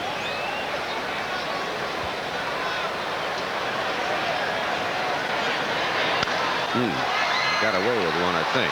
Truck's going to go over near the wall, but it's going to go into the seats as the wind carries it. The break there was the ball was out. There was no in the inside part of the plate. Get that ball inside to a guy with some power, and it's over the wall. But that one was out and away. 1-2 the count. All the scoring came in the first 2 innings. Padres got 1 in the first, 1 in the second. The Cubs got their lone run in the first inning.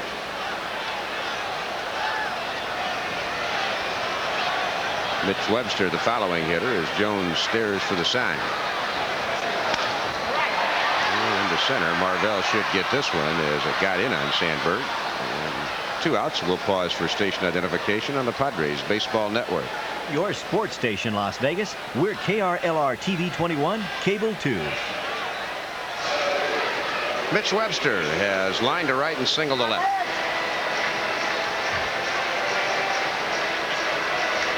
Young man out of Kansas. Also played for both Canadian teams, Toronto and then Montreal, and now gets to come down to the States to play. One of the reasons the players do not like to play for the Canadian ball clubs is the tax status. They have to end up paying income tax in 2 countries.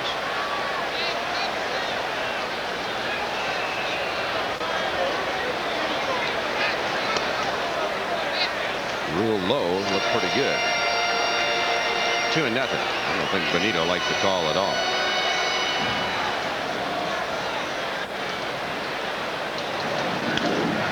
2-1.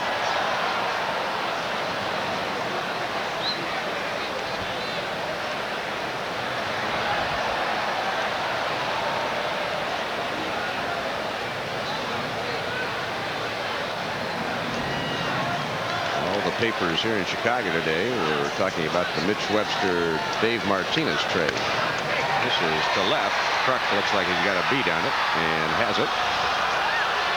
And J.K. looks it over, and that'll do it. A 1-2-3 inning in the 6th. We move to the 7th with San Diego holding on by 1.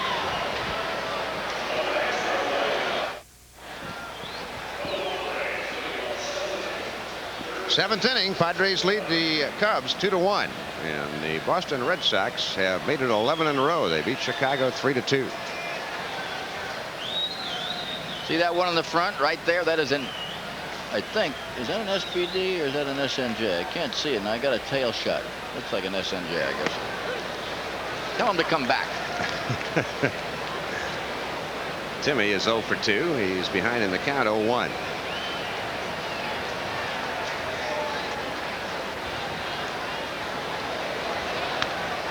Tries to bunt, but right to Sutcliffe, and it's twice that's happened to the Padres today. Once to Flannery and once to Tony Gwynn.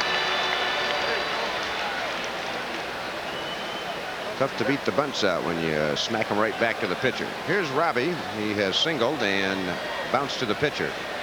His single drove in Marvell Wynn with what is the lead run right now. Broke a 1-1 tie in the 2nd inning. Well, the way both pitchers started in the game, it appeared as though there could be up to 7 and 8 runs apiece. But boy, they have checked it very nicely from the 3rd inning on, both pitchers. Although Alomar's, or rather Santiago's drive to center field in the 6th almost had 3 runs. Boy, Sutcliffe hung his head all the way to the dugout after that pitch to Benito. He knew he'd made a mistake and got away with it. Got to be lucky once in a while. Jones made a bad pitch to Andre Dawson back in the 1st inning, and instead of Andre hitting it out in Waveland Avenue, he hit it straight up the chute to Benito.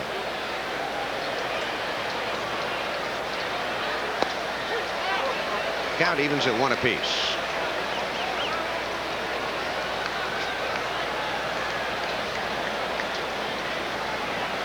Roberto picked up his 20th RBI with that single back in the 2nd.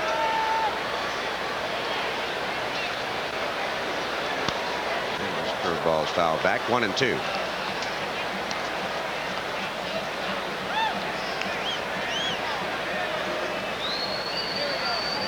Just 20 years old, out of Salinas, Puerto Rico.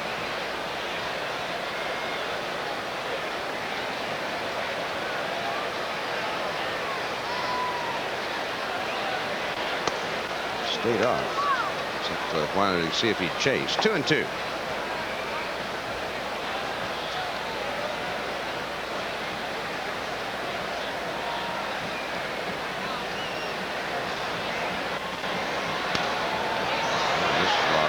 Seats. Jim DeShays and Dennis Rasmussen Tuesday as the Padres entertain Houston. Wednesday night, Nolan Ryan and Ed Whitson, and in the business special on Thursday, Bob Knepper and Eric Schau.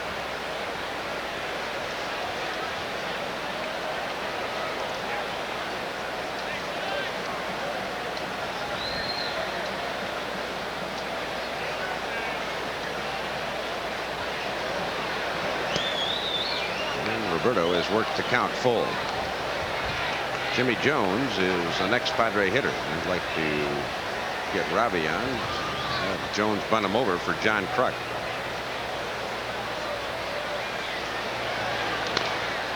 And instead, it's a bouncer to Palmeiro, to Sutcliffe, and that's the 3rd time that's happened in the last 2 innings. 3-1.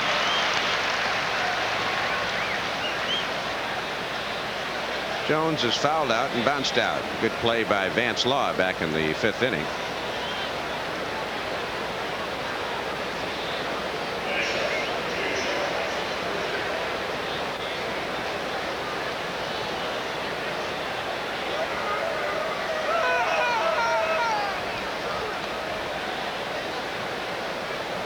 Dodgers lead Pittsburgh 2-1 in the 8th. San Francisco shutting out St. Louis 5-0 in the 8th inning. 1 ball, no strikes. They'll ask for an appeal, and Joe West says no. Atlanta leads the Mets 3-1. That game is in the 9th inning. Cincinnati 3, Montreal 1 in the 7th. Slider swung on and missed. Jones looking fastball, didn't get it.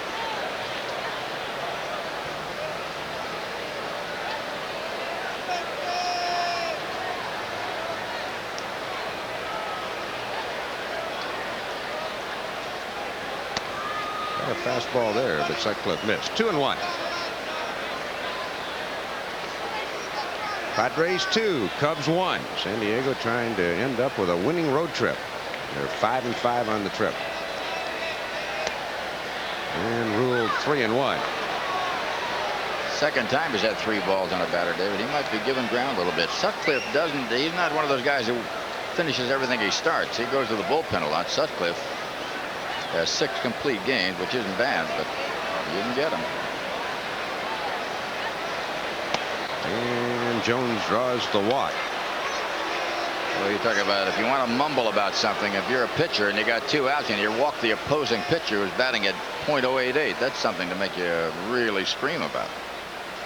Kruk has homered and rolled to second twice. John hit a home run, his 7th of the year, back in the 1st inning on the first pitch of the ball game.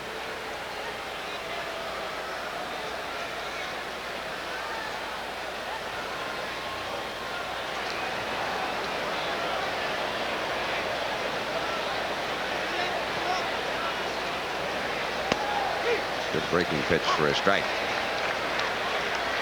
Off the table curveball, that one was. Just kind of came up there and stopped and started biting down. Sutcliffe used to have a big curve and not much of a slider. He's gone away from the big curve, more to the slider. Kruk chasing bad pitches. 0-2. John got the home run. He got a little bit thirsty. Sometimes when you have a good day like that, you want to do it again.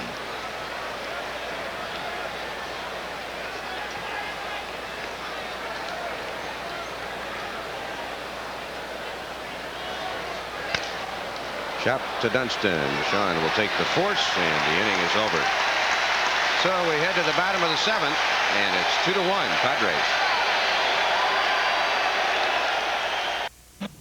Stand by. Sandy and AJ are at it again. Who's taking a vacation? And whose luggage? Watch out for my luggage! Join now for 12 months and receive a voucher for a trip to Hawaii for 2. 8 days, 7 nights via Continental Airlines. AJ, your trip. Shape up or ship out. Call now. Aloha. Hang 10 callers. Wait for me, Sandy. Oh! We go to the bottom of the 7th inning. How do you like Let's have some that? Padres fans here, huh? Those are our kids I read to you about. You know, the 4 youngsters that are here. There they are right there. That's Reggie Degner, Brian Freiling, Jeff Freiling, and Bob Soto. A plug for our parent station, or hosts the network, KUSI, and for Jack McKeon. Dawson leads off in a 2-1 game, and Jones misses. 1 ball, no strikes. Well, Jimmy's in a spot right here. This is the one guy in the ball club that can take you downtown quickly, and this is the one guy you got to be careful of. Don't give him anything good, but you don't want to walk him either. So you got a tough job right here. High drive, shallow center. Marvell got there. I like that pitch. That was good stuff out and away, and Dawson wanted it inside. He got the end of the bat on the ball and hit a high flyer in the shallow right center field. That was a good pitch by Jimmy. He went for it hard. Watch this. He went for it out there. That's a tough pitch to hit over this wall if you're going to try to pull it.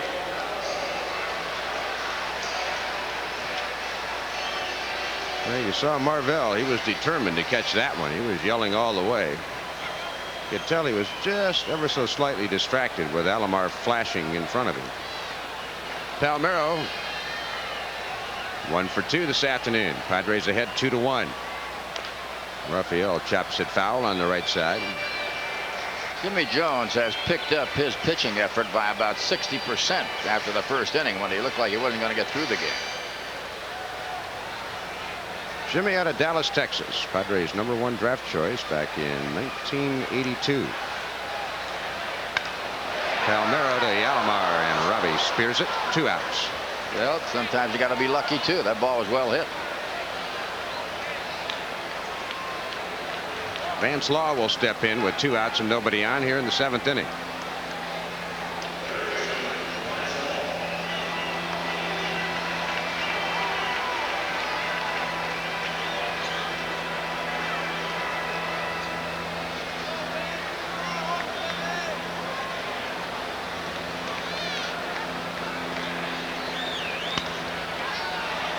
Popped up foul.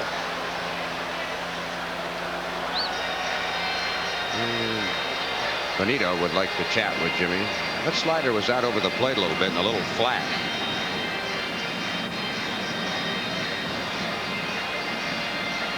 Right now, the wind, David, is favoring the right-hand batters. It's blowing across the field from the right field foul pole all the way across to the left field pole. So if you get one in the air and you're a right-hand batter, you got a chance for a little tailing wind. The left-handers have a tough time. They're going to hit right into the wind.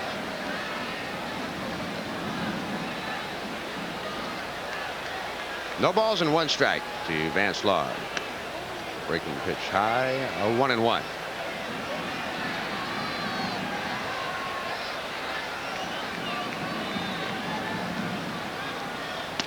One and 2. Fastball. Good spot.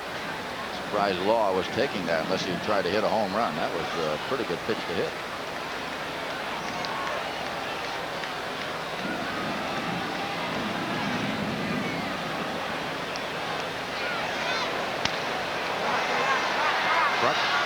Says he'll have it and does, and 1, 2, 3. The Cubs go down again. So we head to the 8th with the Padres still leading 2-1.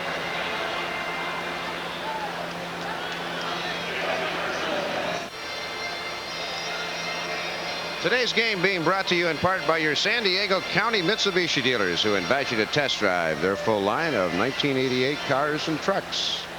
Well, the Padres lead in this one 2-1. Tony Gwynn will be coming up this inning. He's 0 for 3 today, trying to extend the hitting streak. And back to Jerry for the play-by-play. Okay, David, Gary Templeton's going to start it off. Tempe in the ball game has lined to the second baseman, popped to the first baseman, and struck out. He's 0 for 3. Up and in, ball 1. Padres need some runs. They're leading in the ball game 2-1, but they got 2 big innings to get by.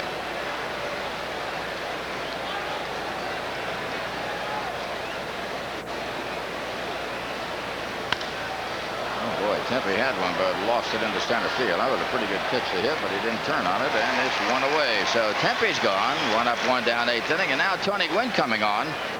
This could be his last crack. He is 0 for 3. He's got an 18-game streak going. If he's going to extend it, this would be the time to do it.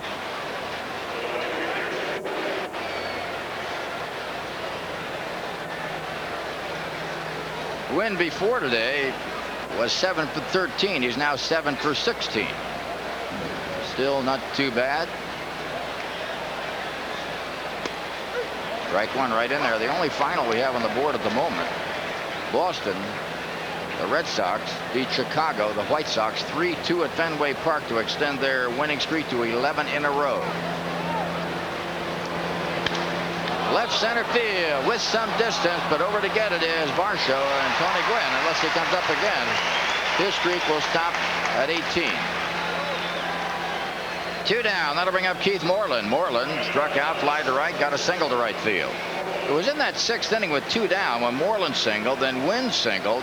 Now Benito Santiago sent a drive deep to left center field that Varsho got in front of the, or rather the center fielder, Mitch Webster, got in front of the sign out there at 368 to take it away. That was a bid for a 3-run homer. 2-1 ball game. Padres leading. Moreland, ball 1. Sutcliffe has allowed only 5 base hits, 2 runs. He's walked 3 and struck out 4. The 1-0 pitch. And in the air, coming on fast, Varsho, he grabs that, and that's all. Padres go down quickly in the 8th inning. 1, 2, 3. We go to the bottom of the 8th. San Diego 2, Chicago 1.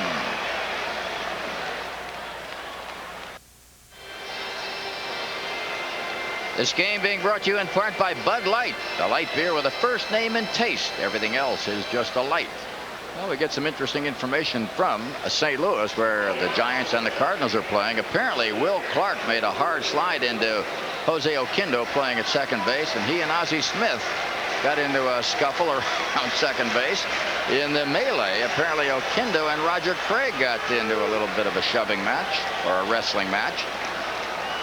Here's the pitch on the way now. It's a swing and a miss by the left-hand hitting Gary Varsho. And then later, when Oquendo came up, Scott Terry threw right at his head and started another melee. So things are getting kind of interesting in St. Louis. In that ball game, the Giants lead 5-0. They're in the 8th inning. Well, it's that time of year. The Cardinals having a terrible time. They're buried in the National League East, almost heading toward the cellar, 5th place. Curve is outside, and Jimmy Jones now runs the count. 2 balls and 1 strike. And the Giants, of course, who thought they were going to walk away with it, are having a real battle. There's Jeff Pico warming up. So a little late season problem. There's a ground ball. Nice play by Alomar racing to his left. He's got him. So Varsho's gone, leading off the 8th inning, 1 up and 1 down. That'll bring up Damon Berryhill. Incidentally, the attendance today, 33,217. Where they would get 39,000 in this park, I can't imagine. It looks like every seat is taken.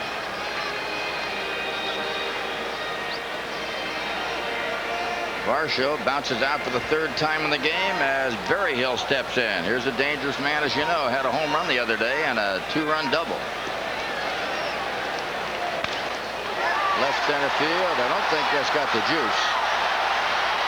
And Kruk is there to grab it. 2 down. So Sutcliffe is giving ground for Jerry Mumphrey, and now Rick Sutcliffe is in a spot. Unless the Cubs got 2 runs to go ahead, he can't win it. Hate to see the ball go in the air to left center. That's the one part of the part it looks like it could go out of. But again, Jones had good mustard on the high heat, and Berryhill didn't quite get the bat head out.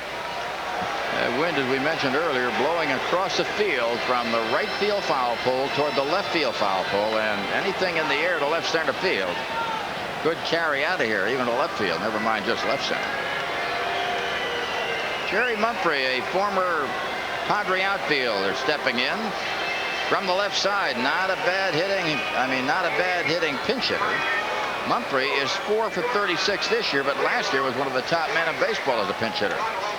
Batting 154 overall. Has not been up right-handed, even though he's a switch hitter. He is 8 for 52 from the left side. That's overall at 8 for 52.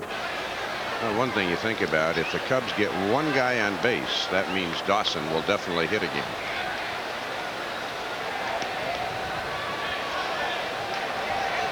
There's the check swing. That's in there for a strike. Well, the New York Yankees had a great day in Kansas City for 1 inning. They got 7 runs in the 1st inning.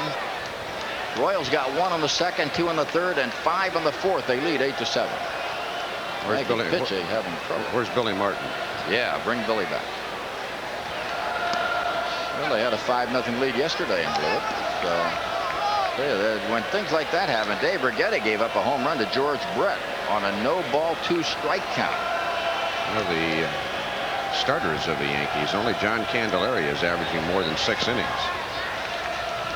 Well, that's tough. You know, the Yankees, with all of the strength they've got that Henderson and Winfield and Mattingly and several other fine players, but without the pitching, it is tough. They're still in there, though. Don't worry. They're going at them. Yankees started the day 1 game behind Detroit. 2-2.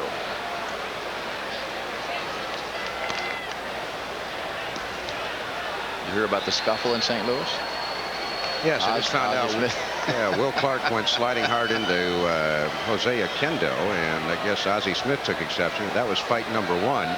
And then they said Scott Terry came in, and the second pitch he threw was behind Mike Eldreddy's head, and then it really broke loose.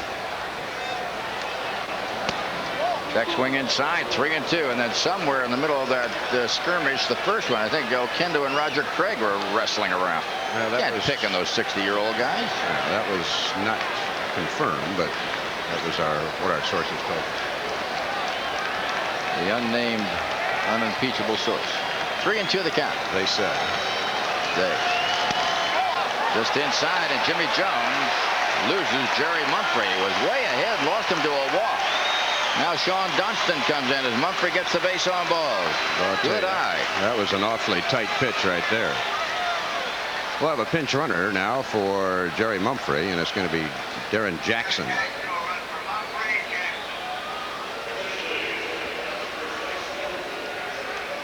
Well, unless Jackson gets thrown out, assuming the Padres can get out of this inning, that does mean they'll have to face Dawson in the ninth. Sean Dunston walked and scored in the first inning, popped to second, bounced to short. He has home run power. He's got 8 of them. The home run hitters really in the ball club are Dunston with an outside shot from time to time, Sandberg 11, Dawson 16, and Berryhill, although he's only got 2, has hit the Padres well. He's strong enough to do it.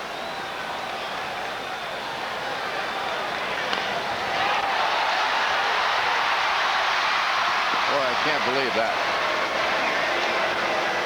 Don Zimmer is going to have a chat with that young man. That's the wrong thing to do in a spot like that, and the Padres are delighted. So Dunston's gone. We go to the 9th inning. San Diego 2, Chicago 1.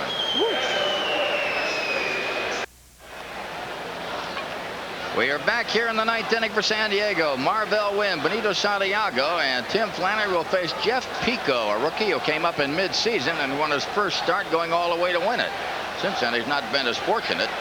He is 3 and 5, has earned run average. You see it right there. No saves. He's appearing in game number 10.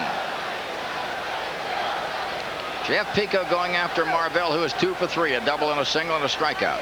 Padres lead 2-1. Tight game. Strike 1. In the 9th inning for Chicago, looking ahead at Sandberg, Webster, and Dawson waiting. So Jimmy Jones will have to get rid of the 2nd, 3rd, and 4th batters in the lineup. Topped. Might be trouble. Sandberg, though, and then under the hat toss gets Marvell. Looked for a minute like it might be a little bit shorter, but when it got by and into the waiting glove of Ryan Sandberg, he handled it nicely. 1 away. Rick Sutcliffe, who is the pitcher of record right now, went 8 innings, gave up 5 hits, 2 runs, walked 3, struck out 4. There's not been a run across the plate since the 2nd inning. Padres got their 2nd run in the 2nd. Benito Santiago walked twice and hit a drive to deep left center field that we thought was going to carry for a 3-run homer, but it just died in front of the fence.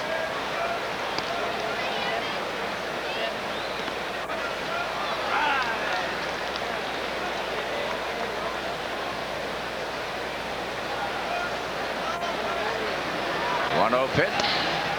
2-0.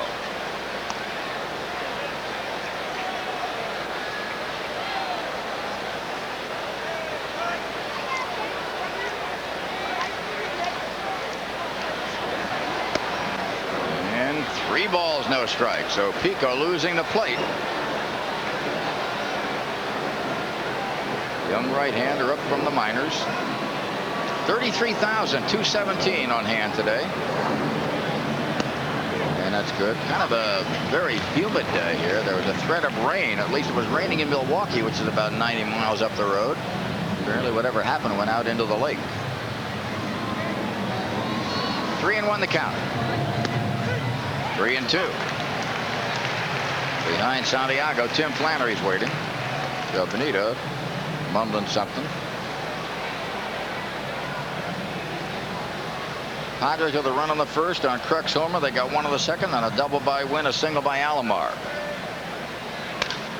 Right center field, that's going to drop. Maybe extra bases. Benito, fast man, sweeps around, and no, holds on. Good recovery by Mitch Webster. Got the ball back in a hurry, and Benito, a 1-out single into right center field. Gives things a charge for San Diego. That's Greg Riddick. You saw him just to the right of Benito, giving him some advice. First base coaches are great in many ways in that they remind players of what the score is, what inning it is. There's Greg, and he does a great job at it. The sequence, the situation, what to look for, and just a general reminder is invaluable to the man at first base. Sometimes you get so excited about a hit you forget what you're doing. Could remind him about what kind of a move the pitcher might have. Don't get picked off. So they're out there for a specific reason.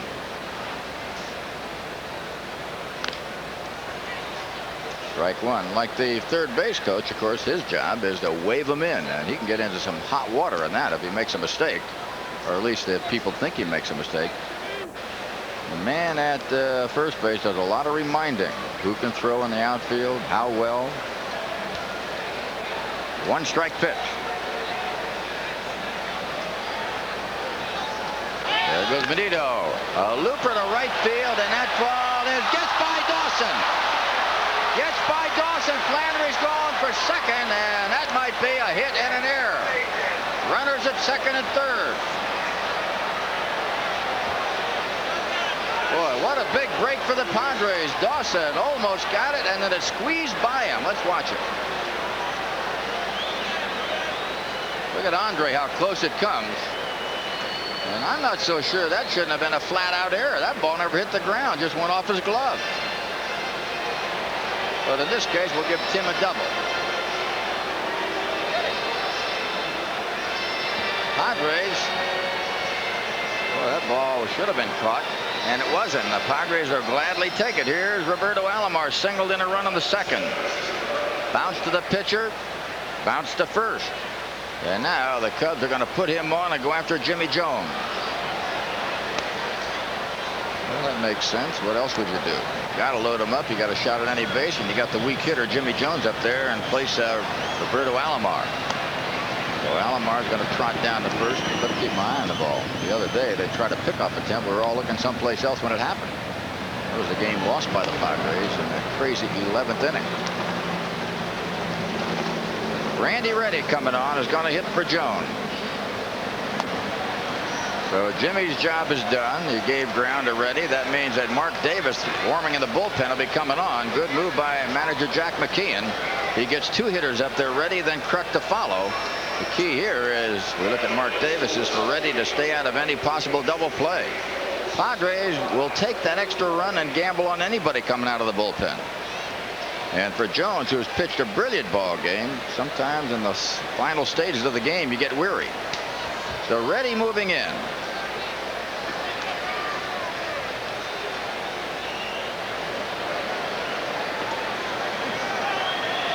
Pico facing Randy Reddy. There's manager Jack McKeon, pulled the string, and right now he's got a pretty good pinch hitter stepping in there, Randy Reddy, in place of Jimmy Jones. Reddy 2 for 14 as a pinch hitter, but he is a better hitter than that. Overall, Reddy batting at 284, 5 homers, 24 RBIs. Bases loaded. Inside ball 1. Reddy with a good eye too. He'll take a walk if you give it to him. So Pico, couple of base hits and a walk. The bases are loaded, although the ball that was hit by Flannery was a catchable ball by Andre Dawson. It got away from him.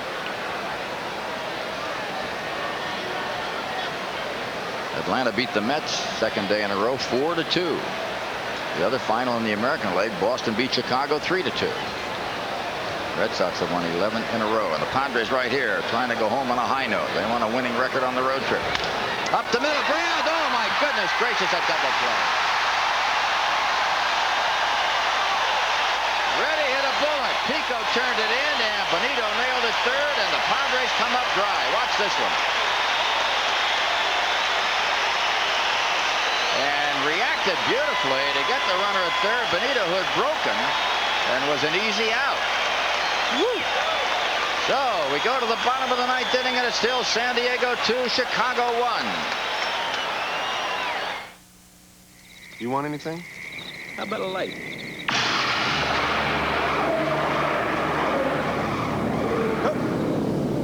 Whoa!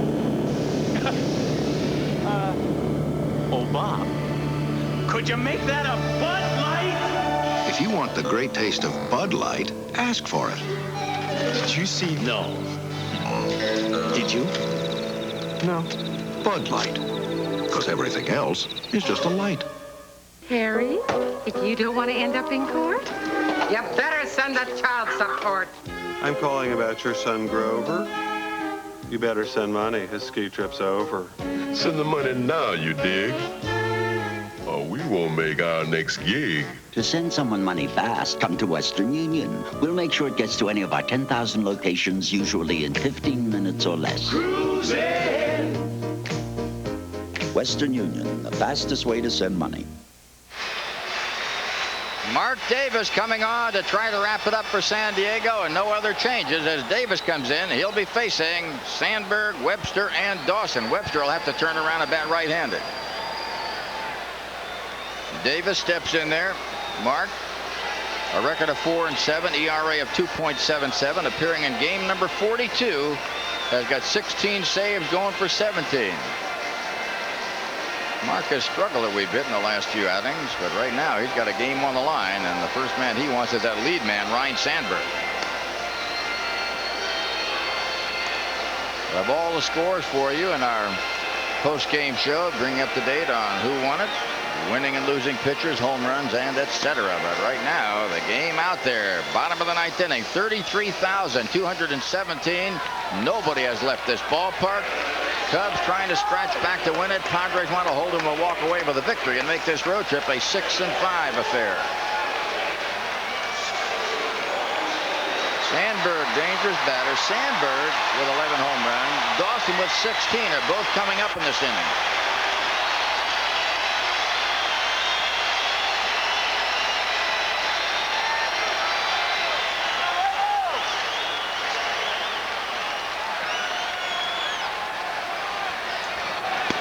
Sandberg doubled in the only Cub run in the first inning. He takes strike one. He lined to center in the third and flied to center in the sixth. And the line out to center field in the third was well hit. Sandberg right now is 2 for 16 in the series, but a dangerous batter.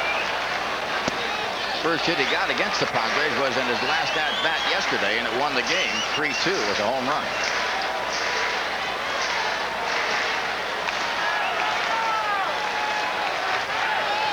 One pitch. 2-1. Sandberg is also not a good guy to walk. He can run. 15 stolen bases, leads the Cubs this year, as he does most years.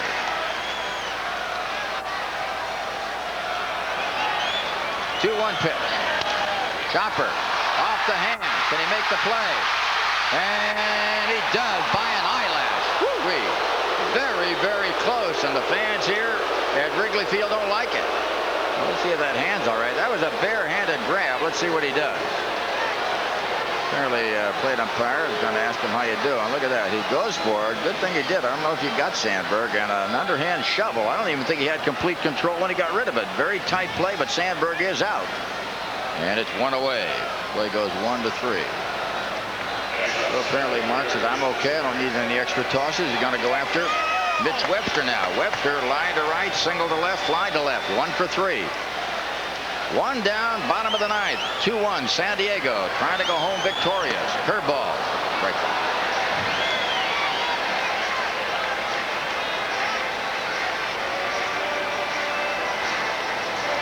Sun is coming out suddenly. That can affect Tony Gwynn in right field. Strike 2, curveball. Well, you can see the way Webster swings from the right hand that he is a better batter left-handed. Webster, right-handed, is a 167 batter. Left-handed, 285. Big difference. Manager Jack McKeon looking on. Kind of a composed guy. Strike 3. 3 breaking balls. He's gone. When you look that bad on breaking pitches, you don't mess around. You just go get him. What's this? He doesn't even come close. Those are pretty good pitches, though. So now here it is. Whoa, what a classic confrontation. Andre Dawson, the home run king for the Mets. For the Cubs, who last year was the most valuable player, stepping in. Batting at .300. Starting today, 16 homers, 51 RBIs. He is 5 for 16 in the series, but always dangerous.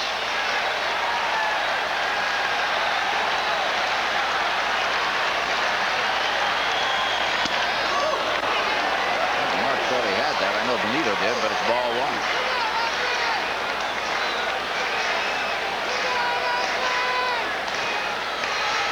1. Rafael Palmeiro, left-hand batter behind Dawson. You don't want to walk the tie and run, but sometimes it might be wise to try to pitch around. Well, it doesn't make any difference. Curveball to right field, base hit, so the tying run is on with 2 out. And now here comes Palmeiro. Boy, Dawson sat on that and really spanked it nicely.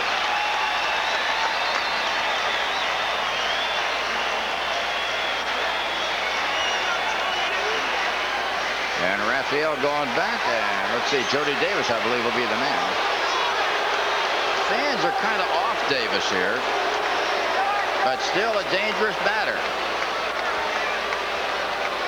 Davis will be coming on to bat for Rafael Palmeiro. Davis batting at .251 as we look at manager Don Zimmer. And here's Joe Altobelli, former manager of the Giants and the Baltimore Orioles.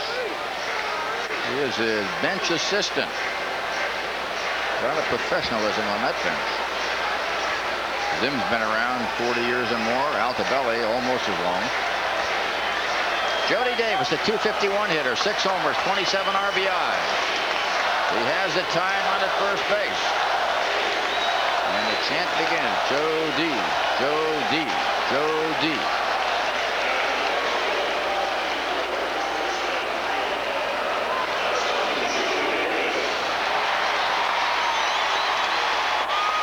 Davis has a pinch hitter in the ball game that was won by the Cubs 5-4 and 11, struck out. He came on in the game won by the Padres 3-1 and hit into a double play. That was a great play by Chris Brown. So he is 0 for 2 as a pinch hitter in this series. As a pinch hitter overall, he is 0 for 5. But don't hold him cheap. He can reach the seats and has. Runner at first pitch. A little bit high for a ball. Mark falls behind.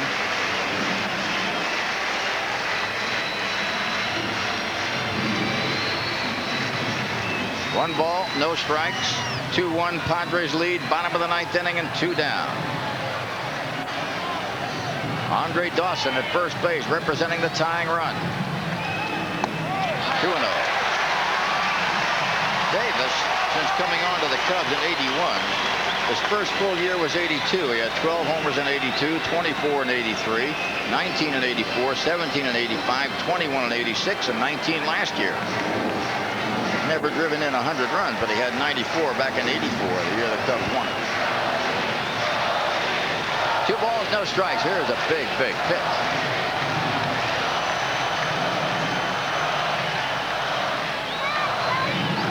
Breaking ball in there for a strike. Good pitch by Mark Davis. Going after Jody Davis. The Davis boys in a confrontation. Dawson at first base representing the tying run. Jody Davis at the plate. Mark Davis for the Padres in relief of Jimmy Jones. Won 8 innings, allowed 4 hits on a run, walked 2, struck out 1.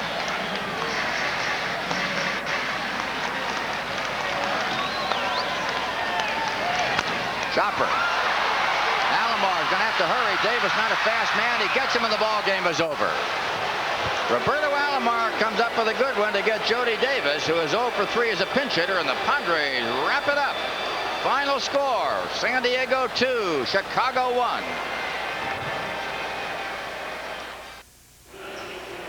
Today's ball game won by the Padres 2-1, and the star of that ball game brought to you by Budweiser Beechwood Age for that distinctively clean, crisp taste. Jimmy Jones, who in 8 innings gave up 4 hits and 1 run, walked 2, and he struck out 1. Remember, fans, for all that you do, this Bud's for you. Line score, San Diego 2 runs, 7 hits, Chicago 1 run, 5 hits. Our executive producer and director of Padres baseball is Steve Silverman. Our next televised game will be Friday, August the 5th from Riverfront Stadium in Cincinnati when the Padres take on the Cincinnati Reds beginning at 4 o'clock. I'm Jerry Coleman along with Dave Campbell reminding you to stay tuned for the post-game show coming up in a minute. Final score again, San Diego 2, Chicago 1. This is the Padres Television Network.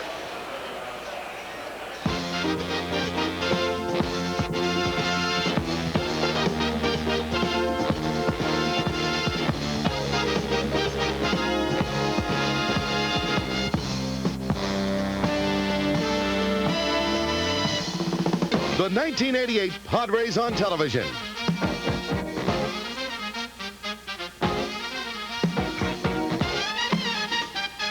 This San Diego Padres telecast has been brought to you by Bud Light. Everything else is just a light. And by your San Diego County Mitsubishi Motors dealers, who've teamed up with Tony Gwynn to offer you a winning deal.